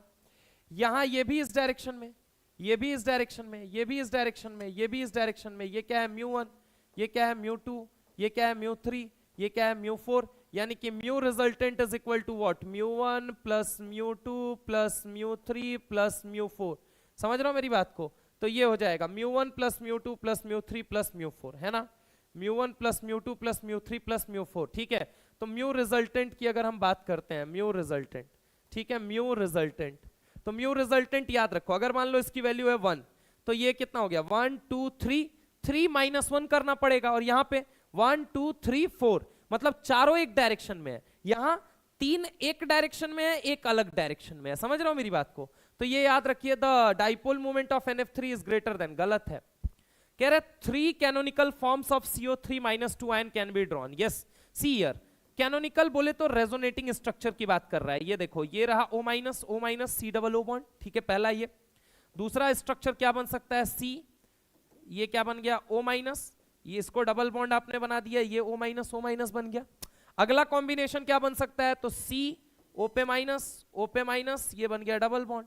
तो ये हो गया A कैनोनिकल स्ट्रक्चर, ये B, और ये क्या हो गया? C. Yes, it is correct. कह रहा है क्या? 3 resonance structure can be drawn for ozone. Ozone के लिए भाई, ओजोन के लिए देखो, O डबल बॉन्ड, ये ओजोन की बात कर रहा है. तो ये देखो, O double bond coordinate bond O, O coordinate bond O, double bond O. ठीक है, यही 2 बन सकते हैं, यही 2, A या नहीं तो B. समझ रहे हो? तो 3 उसने बोल दिया है. 3 रेजोनेंस नहीं भाई, 2 बना सकते हो. कह रहे BF3 have non zero dipole moment. अरे यार, BF3 की अगर हम बात करते हैं तो ये रहा फ्लोरीन, ये रहा फ्लोरीन, ठीक है, और ये भी क्या रहा? ये भी रहा फ्लोरीन, ये भी रहा फ्लोरीन. तीनों फ्लोरीन है. अगर मैं बात करता हूं, ये अपनी तरफ खींचेगा, ये अपनी तरफ, ये अपनी तरफ, और ये अपनी तरफ. तो 3 वेक्टर जब 120 डिग्री के एंगल पे होते हैं तो उनका रिजल्टेंट कितना आता है? तीन वेक्टर 120 डिग्री के एंगल पे होते हैं तो म्यू रिजल्टेंट आता है 0। ठीक है, तो BF3 has non zero dipole moment. चल हट, ठीक है, आंसर क्या हो जाएगा? आंसर हो जाएगा बी। ठीक है, आंसर बी हो जाएगा, सी नहीं होगा घोंचुओ। आ जाओ इधर आ जाओ। अगला देखो, अगला अगला अगला कह रहा है given below are certain cation using inorganic qualitative analysis arrange them in the group number from 0 to 6। अरे यार बहुत सामान्य सा सवाल है, बहुत आसान सा सवाल है। कैसे? आपको पता होना चाहिए केटायन टोटल कितने हैं। केटायन के लिए दो टेस्ट होता है, एक होता है भाई मेरे ड्राई टेस्ट, एक कौन सा होता है ड्राई टेस्ट, और एक कौन सा होता है, एक होता है वेट टेस्ट। एक होता है ड्राई टेस्ट और एक कौन सा होता है वेट टेस्ट। ठीक है, अब ढंग से सुनना, वेट टेस्ट और ड्राई टेस्ट होता है। अब वेट टेस्ट में क्या होता है, 0 से लेके 6 ग्रुप तक केटायन को क्लासिफाई किया गया है। 0 1 2 3 4, उसके बाद क्या 5, उसके बाद क्या 6। ठीक है, अब जरा गौर से मेरी बात को सुनना। 0 की अगर हम बात करते हैं तो 0 में कौन होता है NH4+। अगर हम 1 की बात करते हैं, ग्रुप नंबर 1 की, तो ग्रुप नंबर 1 में कौन हो जाएगा तुम्हारा, तो Pb+2 हो जाता है। ठीक है, ग्रुप नंबर 2 में कौन हो जाता है, Pb+2 एंड Cu+2। कहां से दिया गया इसमें, तो ये देखो ये देखो ये देखो ये देखो Cu+2, पहले B आया, पहले अपने को क्या दिखा B के बाद अब देखते हैं। चलो आगे आ जाओ। ग्रुप नंबर 3 में मेरे भाई कौन आता है, तो मैं आपको बता देना चाहता हूं। ग्रुप नंबर 3 में कौन कौन आता है, तो एक तो आता है Al+3 और एक आता है Fe+3। ठीक है, तो Al+3 एंड Fe+3, देन कौन आएगा, A आएगा, B के बाद A के बाद अगर हम आगे बात करते हैं ग्रुप नंबर 4, ग्रुप नंबर 5, तो यहां आता है Ni+2 और कौन आता है Zn+2 और कौन आता है CO+2। हालांकि याद नहीं रखना है लेकिन मैं चलो बता देता हूं CO+2। ठीक है, तो इसके बाद से कौन आ जाएगा, D आ जाएगा। D के बाद अगर हम बात करते हैं तो उसके बाद आता है Ba+2 एंड देन कौन आता है Mg+2। तो Ba+2 और Mg+2 दिए गए हैं, यस। देन C आएगा और C और E तो इक्विवेलेंट है भाई, C और E तो इक्विवेलेंट है। ठीक है, सब तो चूज हो गया, तो क्या ऑर्डर हो जाएगा, BADCE। Yes, answer number C is correct, answer number C is correct. ठीक है, क्या बोल रहा है, अरेंज फ्रॉम 0 to 6 ना, तो हाँ 0 to 6 यही तो होगा बे घोंचू। ठीक है भाई, चल चल चल चल, बहुत बढ़िया। सुन, ये केटायन के लिए होता है। ठीक है, आगे आ जाओ। The last question of today's session, आज के सेशन का लास्ट क्वेश्चन है। कह रहा है the pair of lanthanoids which are diamagnetic, इनमें से बताना है आपको कौन सा डायामैग्नेटिक होगा। सिर पर नदियां प्रेम की समाई यूं गदगद तब दिल हुआ, अरे इंजीनियर तुम यबलू। ठीक है, तो ये याद रखिए, यबलू की बात कर रहा है। द पेयर ऑफ लेंथेनॉइड्स, जिसमें अगर हम बात करें कि वो डायामैग्नेटिक होंगे, तो सीरियम जो होगा ये होगा 4f0 और Yb+2 जो होता है ये होता है 4f14। ये कितना होता है, 4f14। तो ये याद रखना कि D0 या फिर D10 यानी कि स्कैंडियम+3 या Zn+2 ये कैसे होते हैं, कलरलेस। ये कैसे होते हैं, कलरलेस। ये कैसे होते हैं, कलरलेस। ठीक है, हो सकता है वो कॉपर+1 भी डाल दे, डालने के लिए वो डाल सकता है ना। तो ये जनरली कैसे होते हैं, कलरलेस। ये भी कैसे होते हैं, बोलो बेटा, कलरलेस।